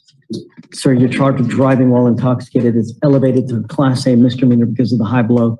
So that means that you're facing up to a year in jail and or a $4,000 fine. We're going to do probable cause. You have the right to remain silent. Anything you say can or will be used against you. You have the right to have an attorney present. If you cannot afford one, one will be appointed to you, sir. Okay. Your Honor, on May 17, 2024, officers were dispatched to an accident in Harris County, Texas, in which the defendant hit the concrete wall of the roadway and spun out of control. Defendant admitted to driving. Defendant observed to have red and glossy eyes, an unsteady balance, and an odor of alcoholic beverage emitting from his breath and person. SFSTs, 6 out of 6 clues on the horizontal gaze nystagmus. He was unable to perform the walk and turn test and one-leg stand test due to a previous injury on his foot, which he stated. Occupied approximately 1 month and a half prior, approximately 1.5 months prior, he had an injury. DIC was red. He consented to the breath. He blew a 1.153 and then a 0.153. Can you look to see if he has any prior DWIs, please? Mr. Gonzalez, I'm going to find that there's probable cause to go forward with your case. I'm ordering you now as a condition of your bond not to consume alcohol, illegal drugs, or unprescribed controlled medication. I'm going to randomly test you. If I find that you're consuming alcohol or any kind of dope, you will go to jail. You will not get any more PR bonds. Do you understand? Sir. Do you have a Texas driver license? Sir. Do you have valid liability insurance in your name? Sir. You may drive as long as you have both. Can you run his license, please? Yes, Your Honor. How old are you, sir? 31. Okay, we're going to reset your case to give you time to hire a lawyer. We'll first have you go to Victoria's, sign a reset. After that, you'll eventually get with Tracy for your bond conditions, and after that, you may go. If you value your license, I would get on it with a lawyer quick. Don't sit and wait months because you're only hurting yourself. Do you understand? Please. You know, Your Honor, that seems that look like this is the first true verse. It is. Okay. Wonderful. All right, then, case 12, Karkowski, Sarah. Johnson. Schneidler? Is the one in front of you? Yeah. Let me see. I probably didn't. Let me do it then.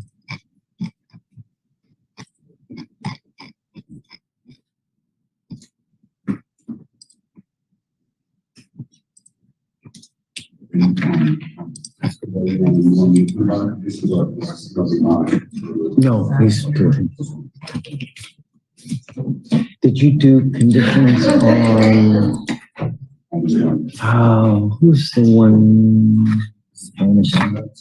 No, the, Macy's or Sam's? Sam's. You did him? Okay.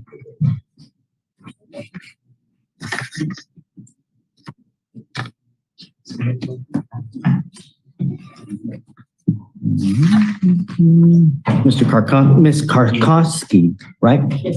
Ma'am, you're charged with theft. You're facing up to 6 months in jail and or a $2,000 fine. We're going to do probable cause. You have the right to remain silent. Anything you say can or will be used against you, ma'am. You have the right to have an attorney present during questions and interviews if you cannot afford a lawyer.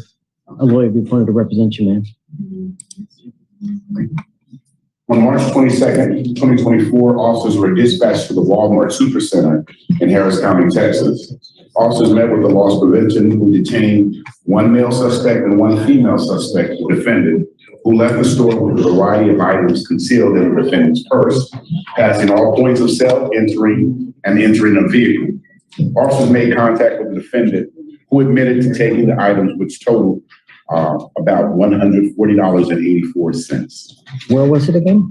This was March 22nd, 2024 at Walmart.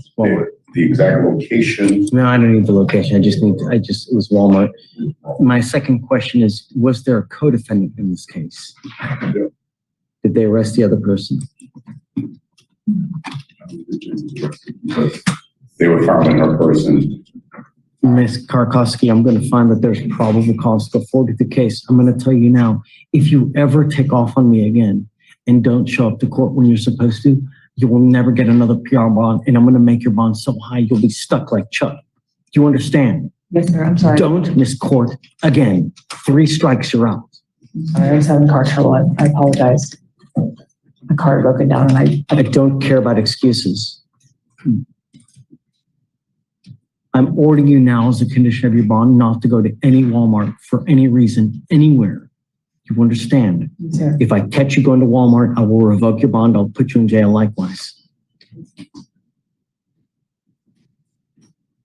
Tell me, what do you do for a living? I stay home with my kids. I'm a domestic violence voucher. I'm sorry, say it I stay again. home with my kids. I don't work. I have a domestic violence voucher. Are you married? Do you get support for your children? No, my ex-husband is like mentally ill. He doesn't even know what planet he lives on a lot of the times. Okay. I'll appoint your lawyer today, ma'am. Okay.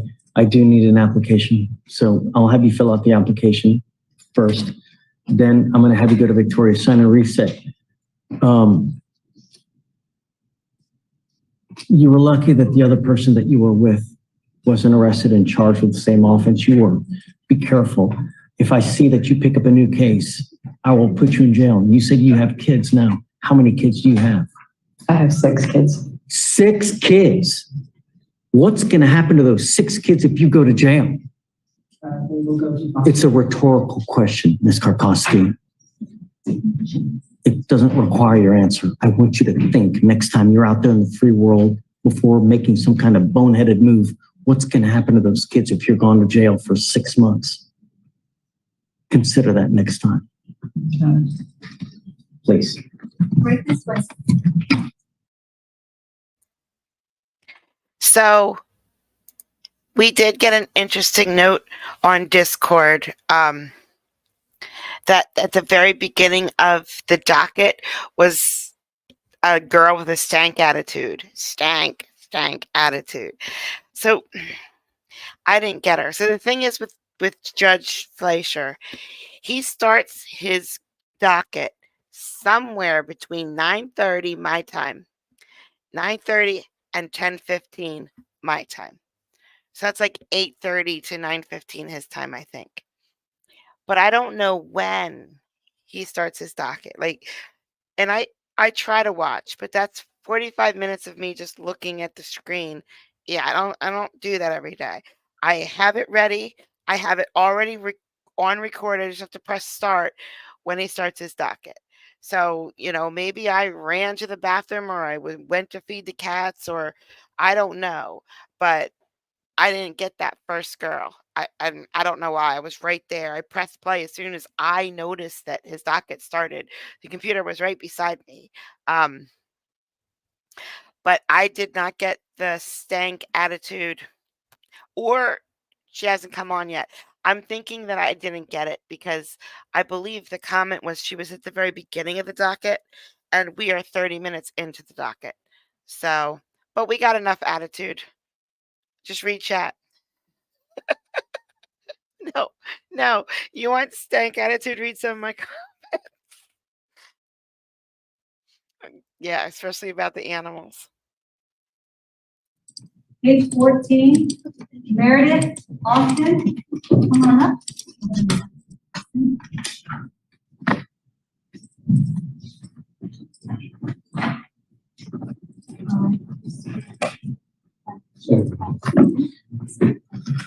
Good morning, sir. What is your name?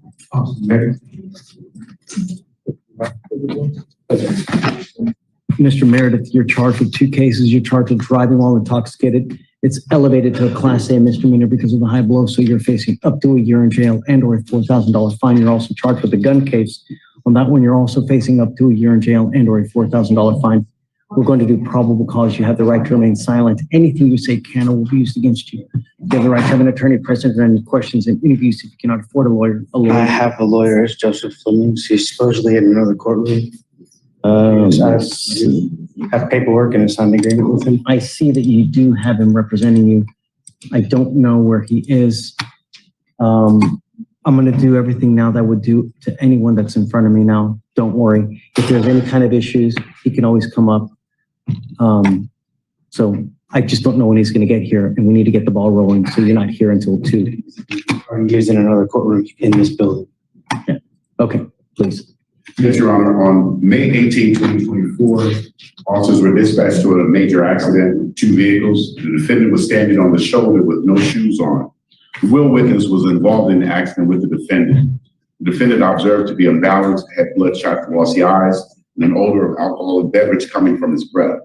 The defendant was asked if he had consumed any alcoholic beverage prior to getting behind the wheel.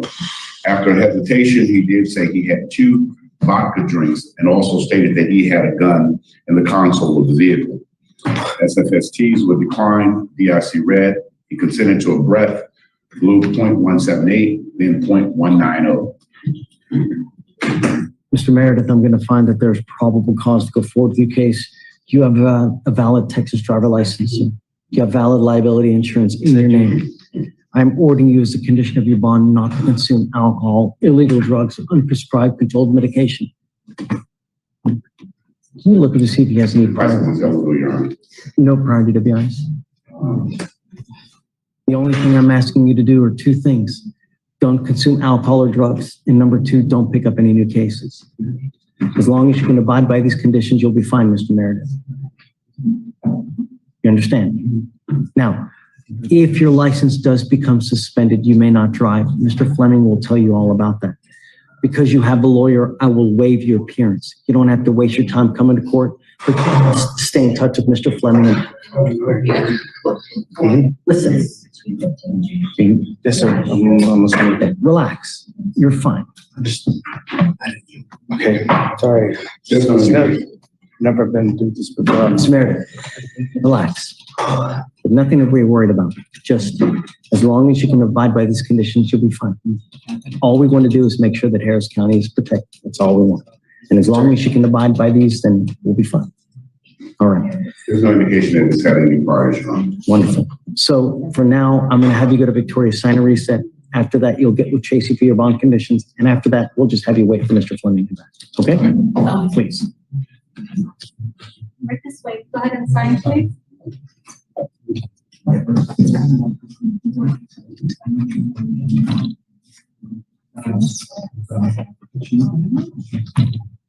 right, Judge, page 17, Petrie, come on up. Judge. He wants the lawyer to come back and Yes, yes. Yeah, I'm giving him a lawyer, so we need him to talk to the lawyer. Page 20. Okay. Alan Moran. Wait, did you not say Petrie? She wants to go Her part. Oh, okay. Okay. Page 20. Sal Moran, Cecilia. Oh, she's at the hallway. There's a co-defendant. Can I get that case number?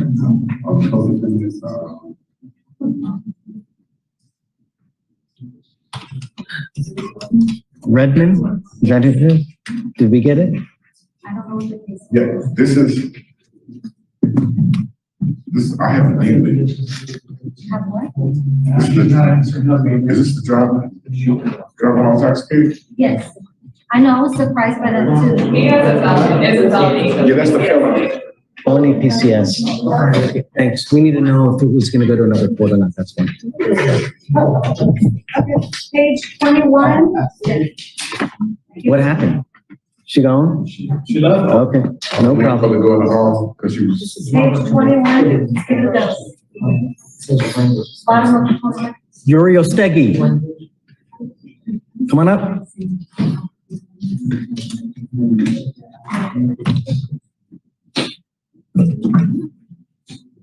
Did I say it correctly? Yes, sir.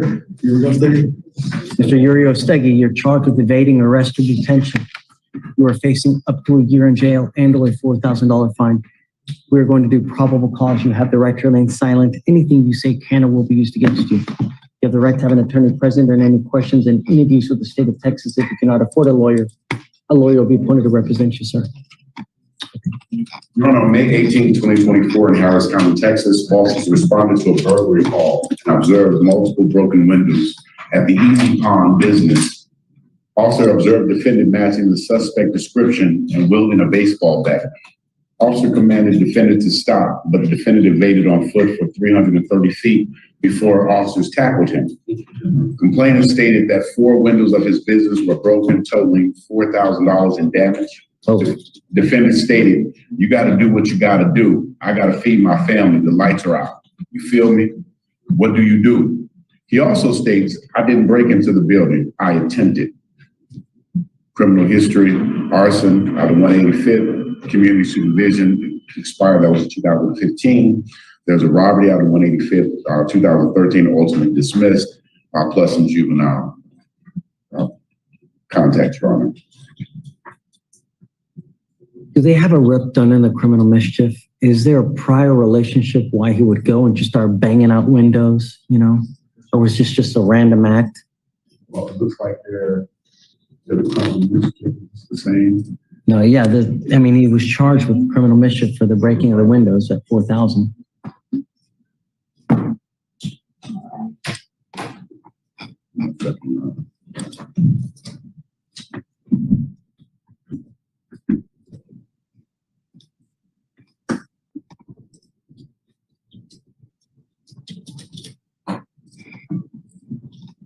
Well, I think, I don't know that there's any prior relationship. Based off the statement that was made or whatever, I think it was just an attempted burglary because he had to feed his family. You got to do what you got to do. But law enforcement interrupted his plan.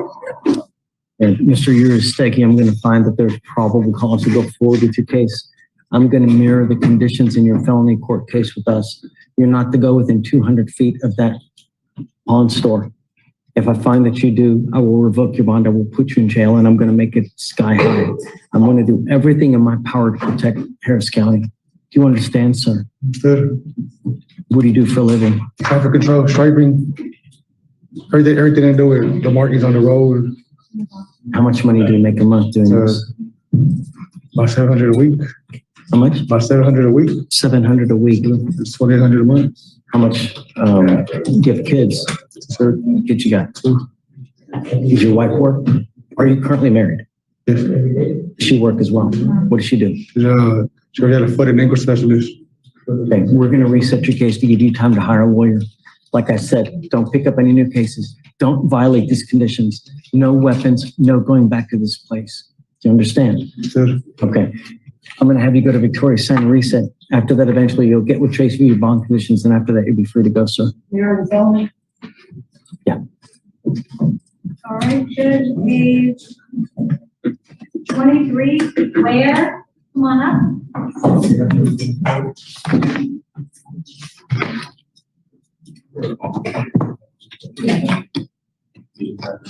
Definitely won't have none. Say it again. I said I have another bond condition on that one. I have.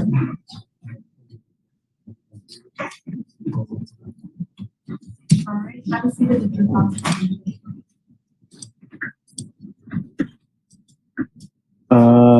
Trey can where? Yes. Your case has been dismissed. Right? I'm showing that it's been dismissed. I'm sure this is, Yes, I see it. Yesterday. Okay, Mr. Ware, be careful. Okay, your case has been dismissed. All right? Okay, you're free to go. Right, do you want a copy? Don't look back. We're Just go. circling back to page 17. Petrie, come on up.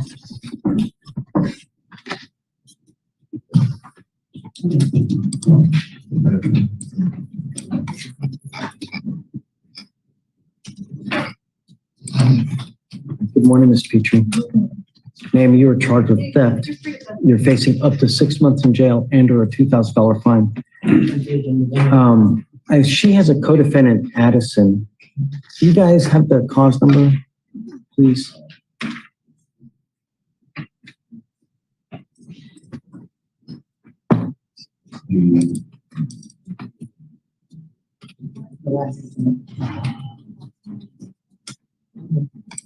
Close number on Addison, 2000.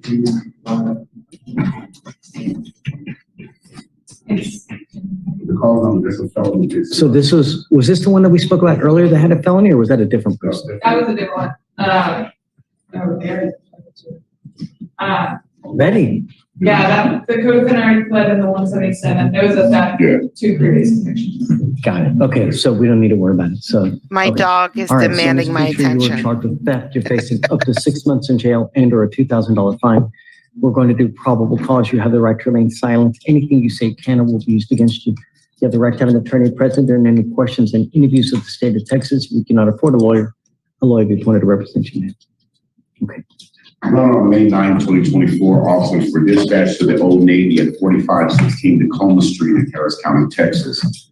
Complainant witness The store employee advised officers that he observed via surveillance camera 2 females place baby clothes in their bags, walk past all points of sale and exit the store without paying for the items. Complainant gave a description of the defendant and co-defendant Addison and the vehicle that they were in. Officers approached the vehicle with a specific license plate provided by the complainant. Officers recovered baby clothes identified as belonging to Old Navy from under the front seat of the defendant's vehicle. No criminal history. Ms. Petrie, I'm going to find that there's probable cause to go forward with the case. How old are you? I'm 20. I made 20 May 9th. How old are you? 20, just made 20 on the 9th. It was her birthday. What's Miss Addison to you? My God. She made 20 on her birthday, guys. She made 20. She made 20 on her birthday. When you hang with dogs, you get fleas. I'm telling you now, a theft case is one of the worst cases that you can pick up. When you were I don't branded have a fleas. thief, you will never work again. I don't. You will not even be able to get an apartment. I don't That's have how fleas. bad a theft conviction is. I'm telling you because I have people that call me now. Hey, I can't get an apartment because I got this theft conviction. What can I do? The person already pled to the 3rd theft case. When you hang with dogs, you're letting them bring you down. I would be careful with the company that you keep. You now have this theft case on you, and you're only 20. You're going sideways quick. I would be very careful, man. Sir. Did you graduate from high school? No, sir. I did 12 years, though. I just didn't graduate because I got kicked out. When people look to hire you, oh, okay, she did 12 years, yay. It doesn't work like that. But I applied to go back to school. I am now making it a condition of your bond that you go back and get your diploma. If you don't, I'm going to have you stay with me. You understand me? You, at the very minimum in life, have to have your high school diploma. Otherwise, you will go nowhere in life. Now with a theft conviction or with a theft as well, you're killing yourself and you're only 20. I don't know what you hang with to get ticks and not fleas. Judge will have to tell us. Maybe that'll be a question for Judge on Tuesday. Remember, guys, come Tuesday at like noon my time-ish. It's on the little countdown thing where Judge is going to come with us. We're going to play some games. I just don't know what you hang with to get ticks.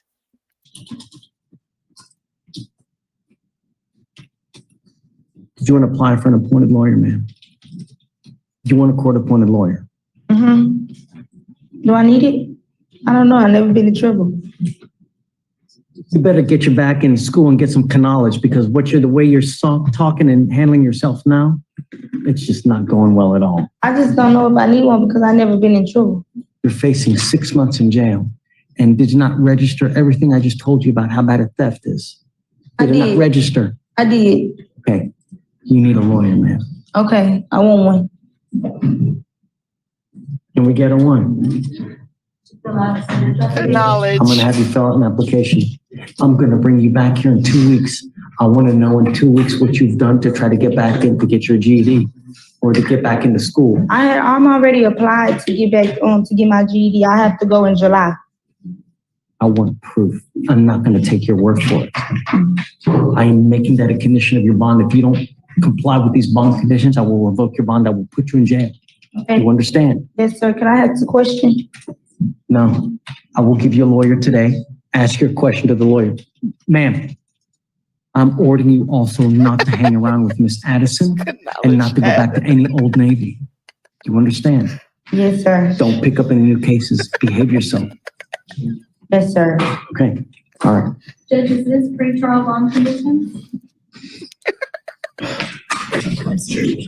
Daniel Gerardo Garcia. Come up.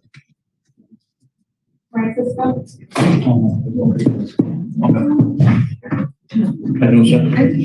here, sir. Okay, follow. I'm not happy with you. Do you know why? Yeah. Tell me why. Well, I fell back on my payments on the probation I don't care about money. and the classes. It's the least of my concern, unless it's restitution. Well, the thing about it is that I asked Miss Williams, Officer Williams, for help. I did lose my job in February, and then my lawyer's still charging me every month $1,000. They just charged me today $1,000. And I've been trying to get back up on my feet. I've told Ms. Williams, I've been in contact with Ms. Williams about everything. Everything. She knows what happened to my job. Yes, sir. I know that. I want to know if you've done any of the conditions that's been Yes, required. sir. The big classes, I finished it. I finished them in January with Mr. Vasquez. I got my certificate. My certificate, I did send it to Ms. Williams. I have. The 2 classes, Ms. Williams told me that she was gonna go ahead and fill an application so I could get some help, financial help for the state, and they haven't reached out back to me. Why can't you get another job? I've been trying to. I got an interview today at 12:30. I've been trying to get a job for the past 2 months. It's been slow everywhere.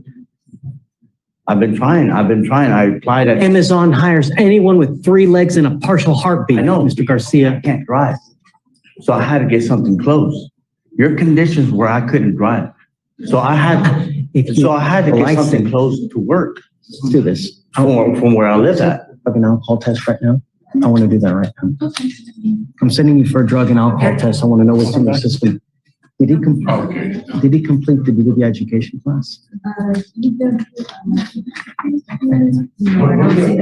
No, that's the one Ms. Williams is still. Do the victim impact panel? Yes, I did, sir. And VIP, I paid $86 for it. And Ms. Williams been trying to get a hold of them to get me the certificate. And I donated to them $20, so it was $106. But I only finished 96% of it because of my profile. So that's all I need. I haven't completed it then. I did. I seen the 3 videos of it. And I answered all the questions in the questionnaire. And I did pay. I have my bank statements to show you that I did pay. And I did donate. With my donation, it was 500 ribbons for them. I did the VIP last year. Mr. Garcia. And then I did the Mr. Fit with Mr. Vasquez.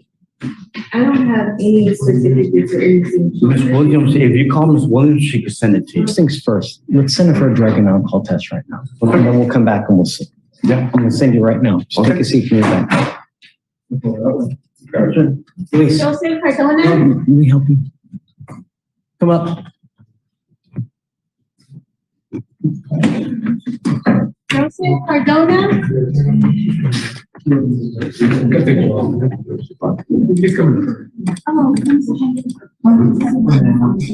What's the last name on this? Vargas Mendoza. Ahora la correcta ahí, ya sabe cómo es. What's the last name? Solo mire, pues, ¿cuál es el apellido? Put it down. Vargas? Vargas? But I don't think it's on. It is. Oh, it is. This is the, yes. Solo mire el question. Mr. Vargas Mendoza. So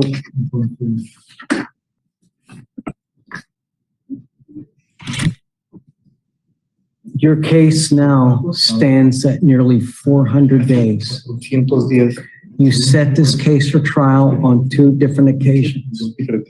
After that, miraculously, you were able to get an offer from the district attorney that if you completed a BIP class, which is once a week for 18 weeks, they would dismiss the case. Spoilers. I told you because of all the problems that we've had and how old the case was, that you had to strictly comply with this agreement and not miss any classes.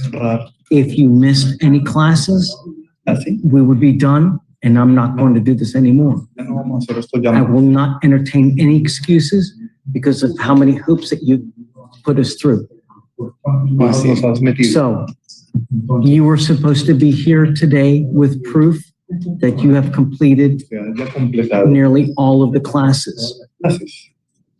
So, all of them. Male cats. Have you completed the program? Una que estaba un accidente.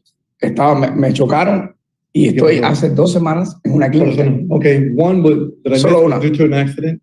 Had to be in the clinic for a couple of weeks. Cumplí todas. I complied with all of them. Did you finish the classes? ¿Y no las clases? No, faltan más semanas. No, Solo llevo 4 semanas. Solo he faltado una porque tuve un accidente. missed one due to an accident. Pero sí asisto por la video. I want proof But I do assist. classes that you've completed. De cuántas You're clases. supposed to bring the proof here. This is your class. De las clases. Yo hablé con mi profesora y me dijo que ella le informaba a la corte. I didn't know. I spoke to my professor. She said she would inform the court.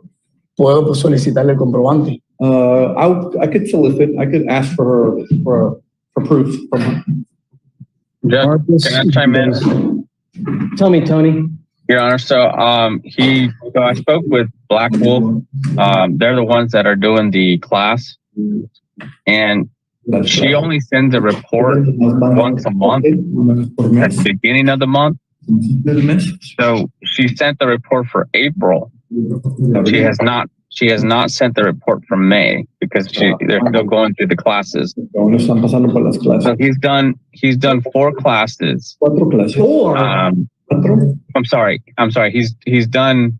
He should have done. I think really hope that he's done more than 4 classes. Right. He should have had completed 6 or 7 classes by now. But he has missed one. Because he was in the accident. And from when I talked to his professor, she sounded like he had missed a couple more than that. But I don't know. I don't have any proof of how many classes he's gone. The only thing I have is from April. Did they send you anything? She said she was going to send me something with the progress, but I haven't got it. I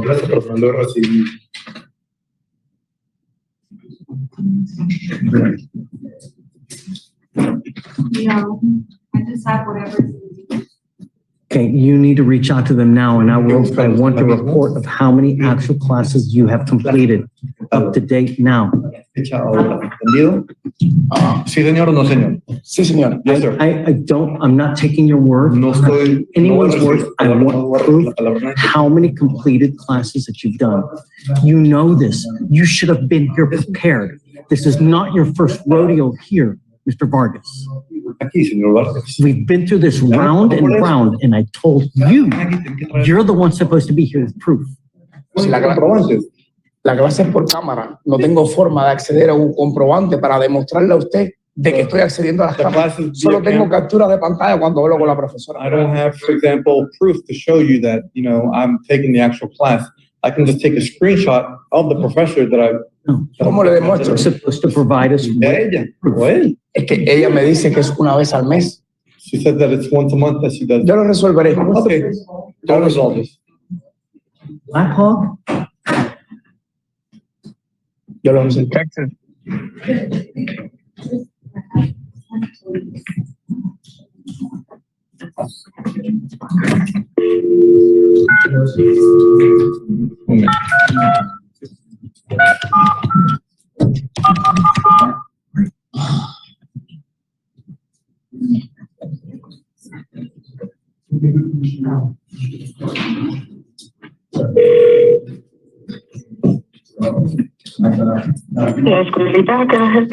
Yes, my name is David Fleischer. I'm a judge here in Court 5 here in Harris County. And we have a defendant here that's attending. I am the GOAT judge here in all of Texas. A BIP class with you guys at Texas Black Wolf.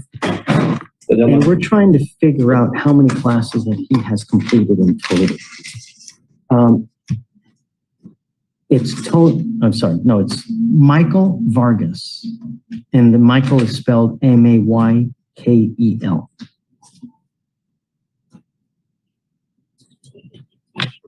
Groups, because he said that he had an accident and he had no car. And yes, he can make up classes. I suggested for him, but he didn't come. How many classes has he missed? And how many classes has he completed, please? It's like 2 or 3. I am not at the office now. We don't work on Fridays, but I remember it's like 2 or 3 classes only. He missed like 4 or 5. He's missed 4 or 5 classes. Yes. It's done. That's it. I don't understand. I have here Aquí tengo your professor. profesora. She's told me that you've missed 4 to 5 classes. 5 clases. De 4 a 5, Yes, sir. que no ha existido. That I haven't assisted. Correct. You have not gone Es to. porque estaba en una clínica. Because I was at a clinic. ¿Cómo? I'll tell you. How's that? Your case is nearly 400 days old. I told you you had to Estoy hospitalizado. Lo hablé con ella y le dije, profe, me pongo al día con usted en la próxima semana. Me dijo, Get up to sí, date the next week. haga una biografía. Is it one time per week for the classes? Yes, only one time a week. That means 4 to 5 weeks you've missed classes. Hace la semana, entonces Yes.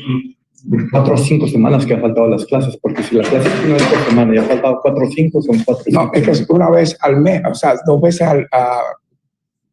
4 veces al mes.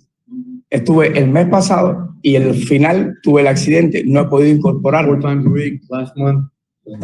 Then I had the accident. I haven't been able to No puedo. reassume I can't.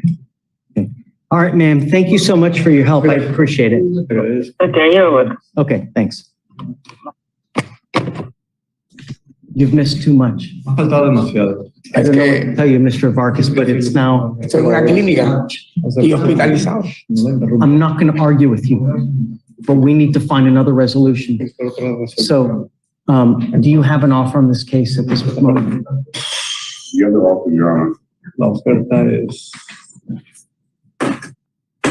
¿Cómo es dinero? Luis, what did he say? No. I'm sorry, Tony. It's 6 days. We have the 6 days in Harris County. 6 días en la cárcel. So there are 2 offers that you have.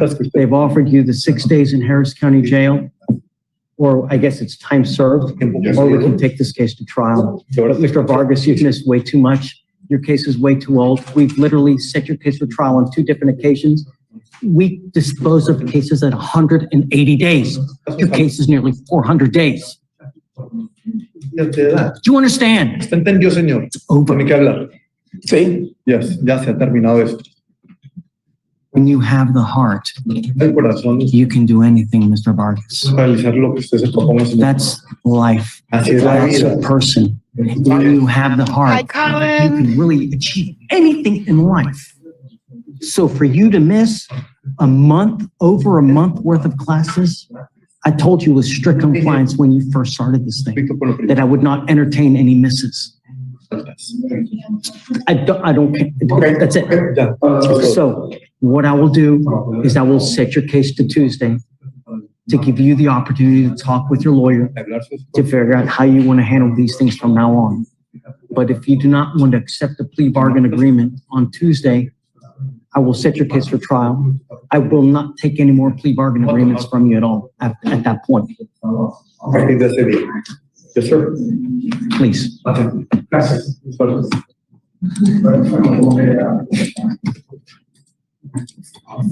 I'm sorry, Tony. I really hope that this was going to work out, but it's just. Yeah, I mean, just. I'll talk to him and see if he wants to take the deal, and then guess go from there. Okay. All right, Judge. May I be Please, excused? friend. You got it, dude. Thank you, Judge. Chisholm. Good morning, Judge. Hi, good morning. Do we have bets? Is she going to talk about Mathis? Is she going to talk about Perez today? Who's she going to talk about? Or someone brand new? But her hair looks so good like that, doesn't it? I love her hair like that. I want her to talk about Mathis. So I'm going to say Mathis. But we all know she's going to say Perez. We already know it. But I'm rooting for Mathis. Say Mathis. And no, I don't know. I didn't see. I don't know. Here we go. Here we go. I'm here on Joel Perez. Perez. Page 15 and 16. Joel Perez, come up.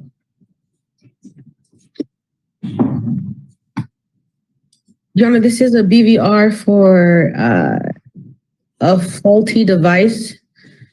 I believe they gave him some time to take care of the device, and he has been in communication with not just myself, but also the company of the device to get a new one.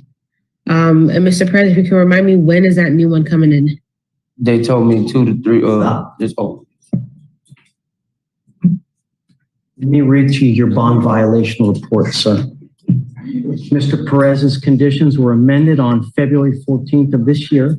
As one of the conditions, he was to be monitored by a portable monitoring device set by the court. Pretrial services instructed Mr. Perez to blow 3 times a day during the scheduled testing periods, 5 a.m. to 8 a.m., 5 p.m. to 8 a.m., 10 p.m. to 12 a.m. Upon reviewing Mr. Perez's report, he has a total of 6 TIPS tests. Alcohol intake cannot be properly monitored when he skips multiple testing windows and he's in violation set forth by this court. Victoria, I did get that girl. I did. I thought I didn't, and I did. It was great. Perfect. Why are you missing tests? sir, the device is not working properly. And I spoke to the central reporting system and they said that they wouldn't issue a new one until they got it working. They got it working and it happened again. I told them in this situation, my freedom is on the line over a device that's not under my control. So, and I have videos of some of the dates, but not all the dates. And I have not missed a beat, sir. I have not missed a test. And tell me about Mr. Perez. They just recently told me they will give me a new device after I told them I've been violated for something that's not my fault. And they said now they're willing to give me a new device. I said it might be too late now. That's right. So they sent the email to my pretrial officer.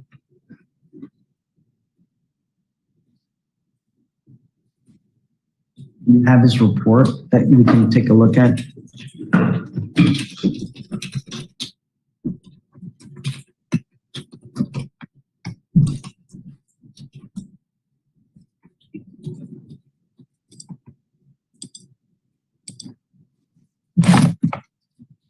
There's a note, Judge, on the 22nd about the device malfunctioning and needing a new one. According to who? According to him or according to pretrial?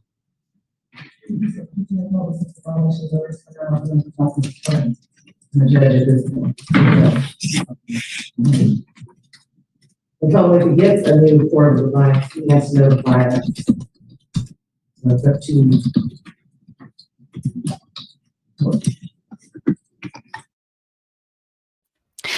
Whoever's coming with me to be with Judge Fleischer on Tuesday, we got to wear something spectacular. I don't have anything spectacular, but we have to wear something spectacular. Oh, maybe I'll go steampunk. Yep. I don't know. We have to do something spectacular.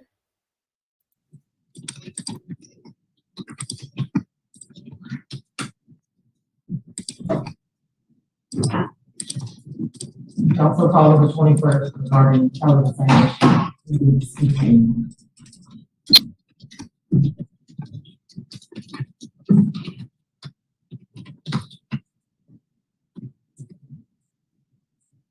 When did he report the first problem was?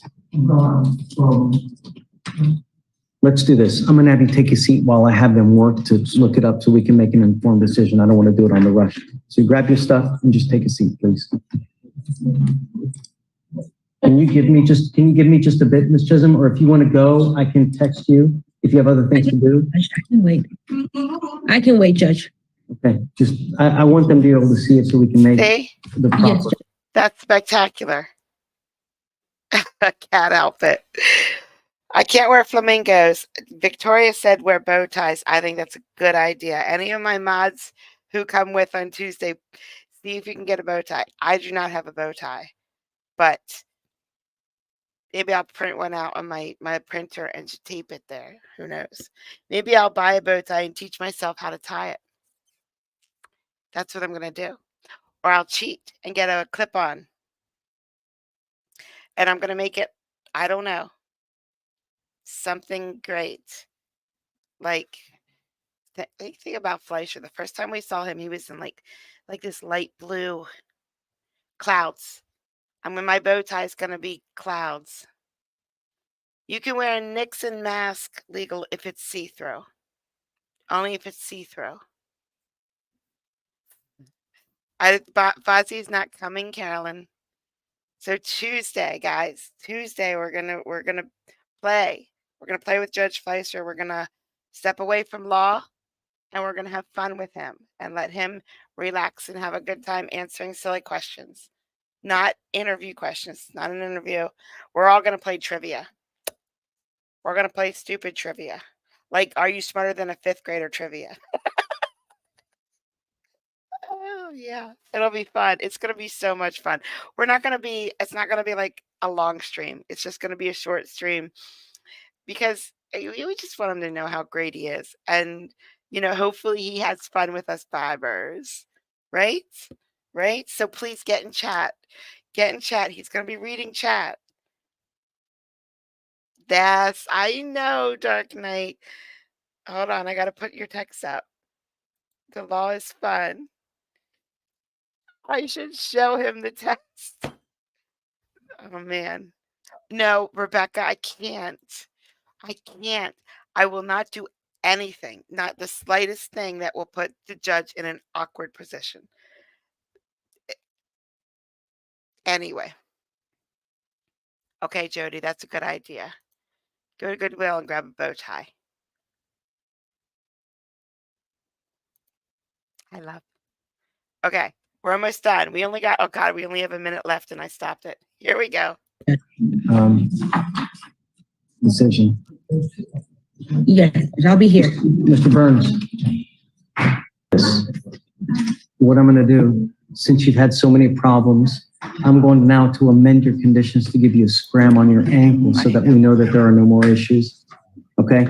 And you can take the blow and go off, and then we'll put a scram and waive the fee. That way there shouldn't be any more issues. Correct. I do live in Edinburgh, Texas, but I'm willing to come. Shouldn't be an issue as long as you keep it charged. Yes, sir. And I'll waive the fee so it's not going to cost you anything. Yes, sir. Don't want any more issues. Yes, Your Honor. Okay? All right. Just hang tight. We'll get you sorted. Thank you so much, Judge. I appreciate it. So Chisholm, we'll just give you a normal reset, I guess. Yes, Judge. Absolutely. Thank you, Judge. May I be excused? Yes, ma'am. Have a great weekend. Good job, Chrisum. Good job, Chrisum. Anyone else back that up when you talk? Well, there's that.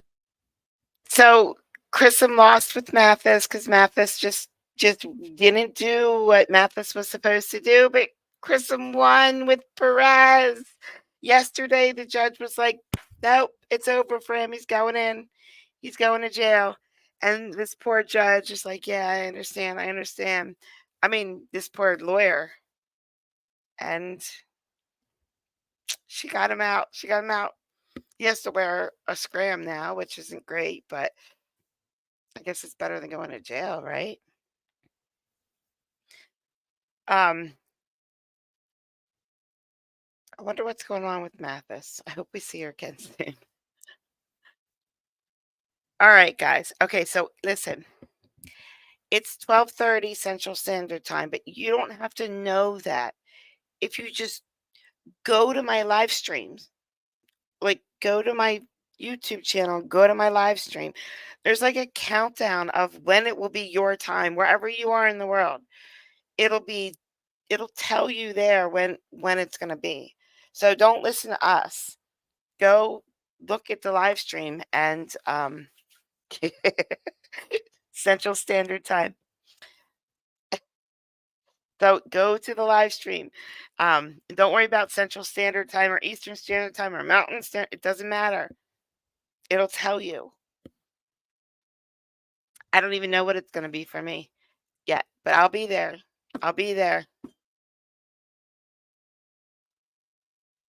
It's on it, Maggie. It's right.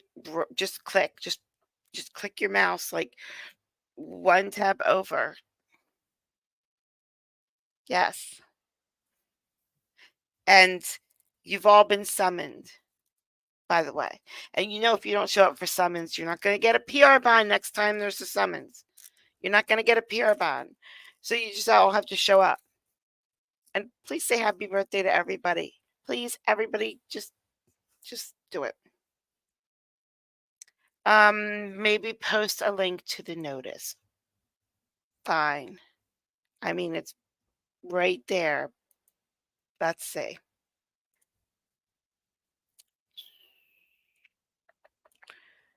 Now I got that Reading Rainbow song stuck in my head. Who was that? Was that Donald or was that Legal? Or it could have been Colin. There's the link. There. Just the link in chat. I guess I should put it on screen. Yep, 3 days.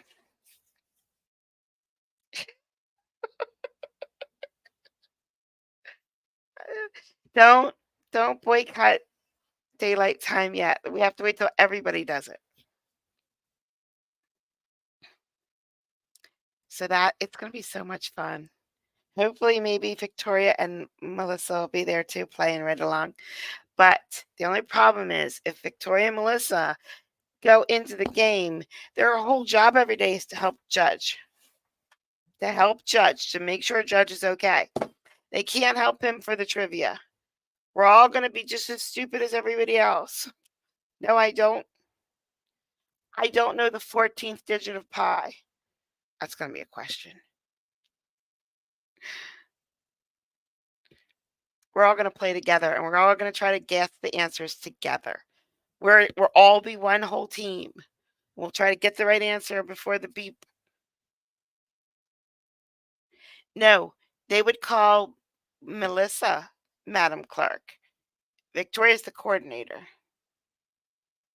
Don't shrink. It'll be fun. I'll figure something out. We're just going to have fun. That's it. Okay, I'm on your team now. I boycott daylight savings time. How is the caravan? How is the caravan? We were wondering if you were okay.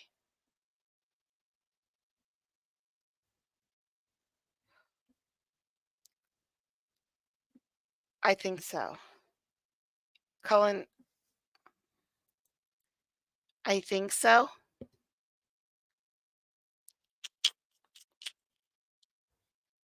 I'm just going to be ready when Victoria says, hey, Kathy, let's go.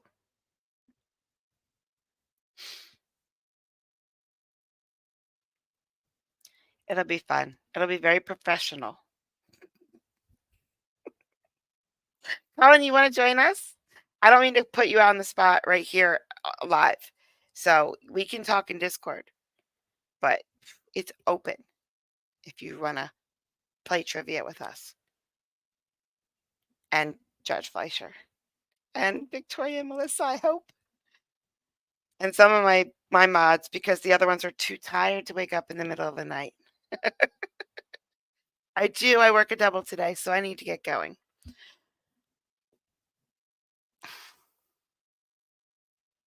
I'm with ya.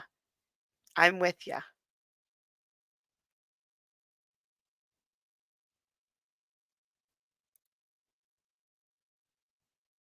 Oh, I got things to do while I wait. Don't worry. Don't you worry. I got that covered. Oh, Donald. That's horrible.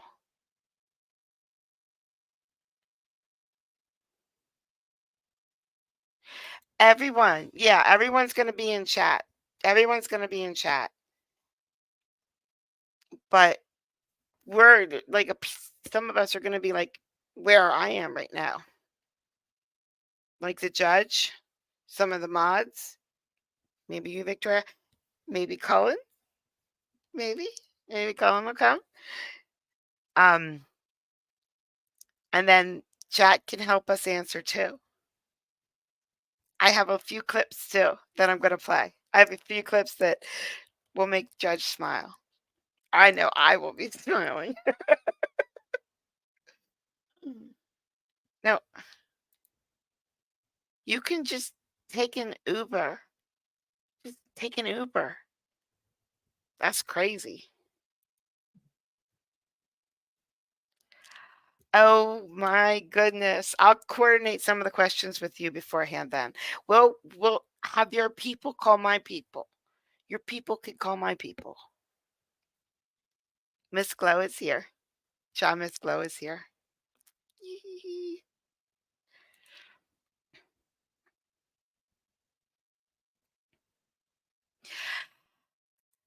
Probably, I don't know. I'm gonna play some clips, but it's not gonna be any clips that deal with him critiquing another judge, critiquing a lawyer, talking about a specific case. I have one great clip that has nothing to do with the law that ADHD gave me that I'm gonna play, and the judge is gonna love it. Victoria already knows what it is. It's on Facebook. And I'm gonna play some clips of him, not the cases, not the people, but him saying stuck like Chuck, and him saying tequila lollipop, and him saying Jesus take the wheel, and Mother Teresa, she's got to walk.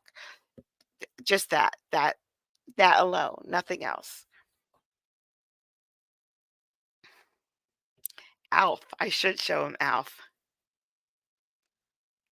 I'm going to absolutely 100% gather a bunch of the comments that we have in chat, in my comments on the videos, I mean, about how awesome he is.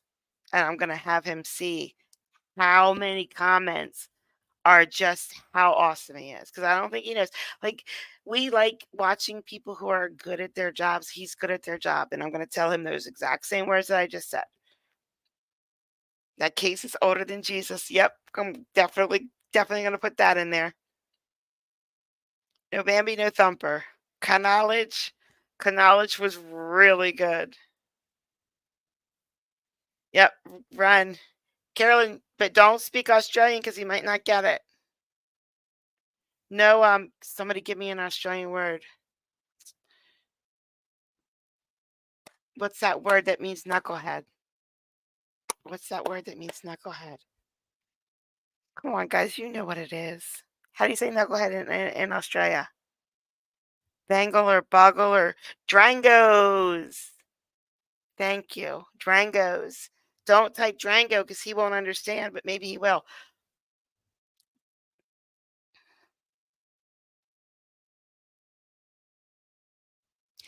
No, he's not gonna ever say he's a Viber. He just won't.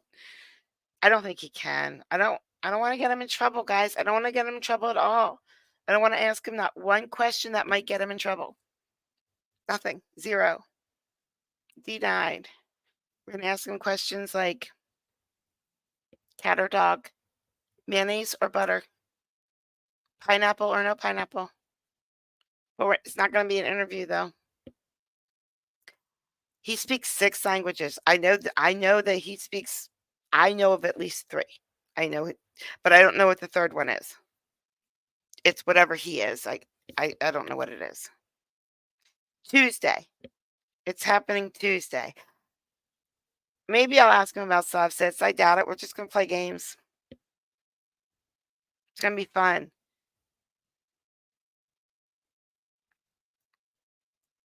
I'll ask him that in sign language and see if he answers.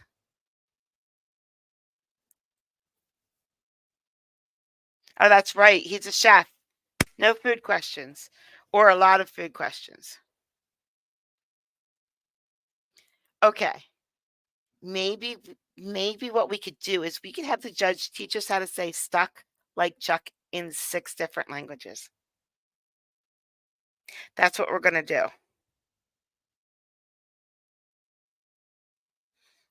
Bye, Kelly. Oh, good, Marie. Good. It'll be fun. It'll be exciting. And we're going to know how to say stuck like Chuck in 6 languages.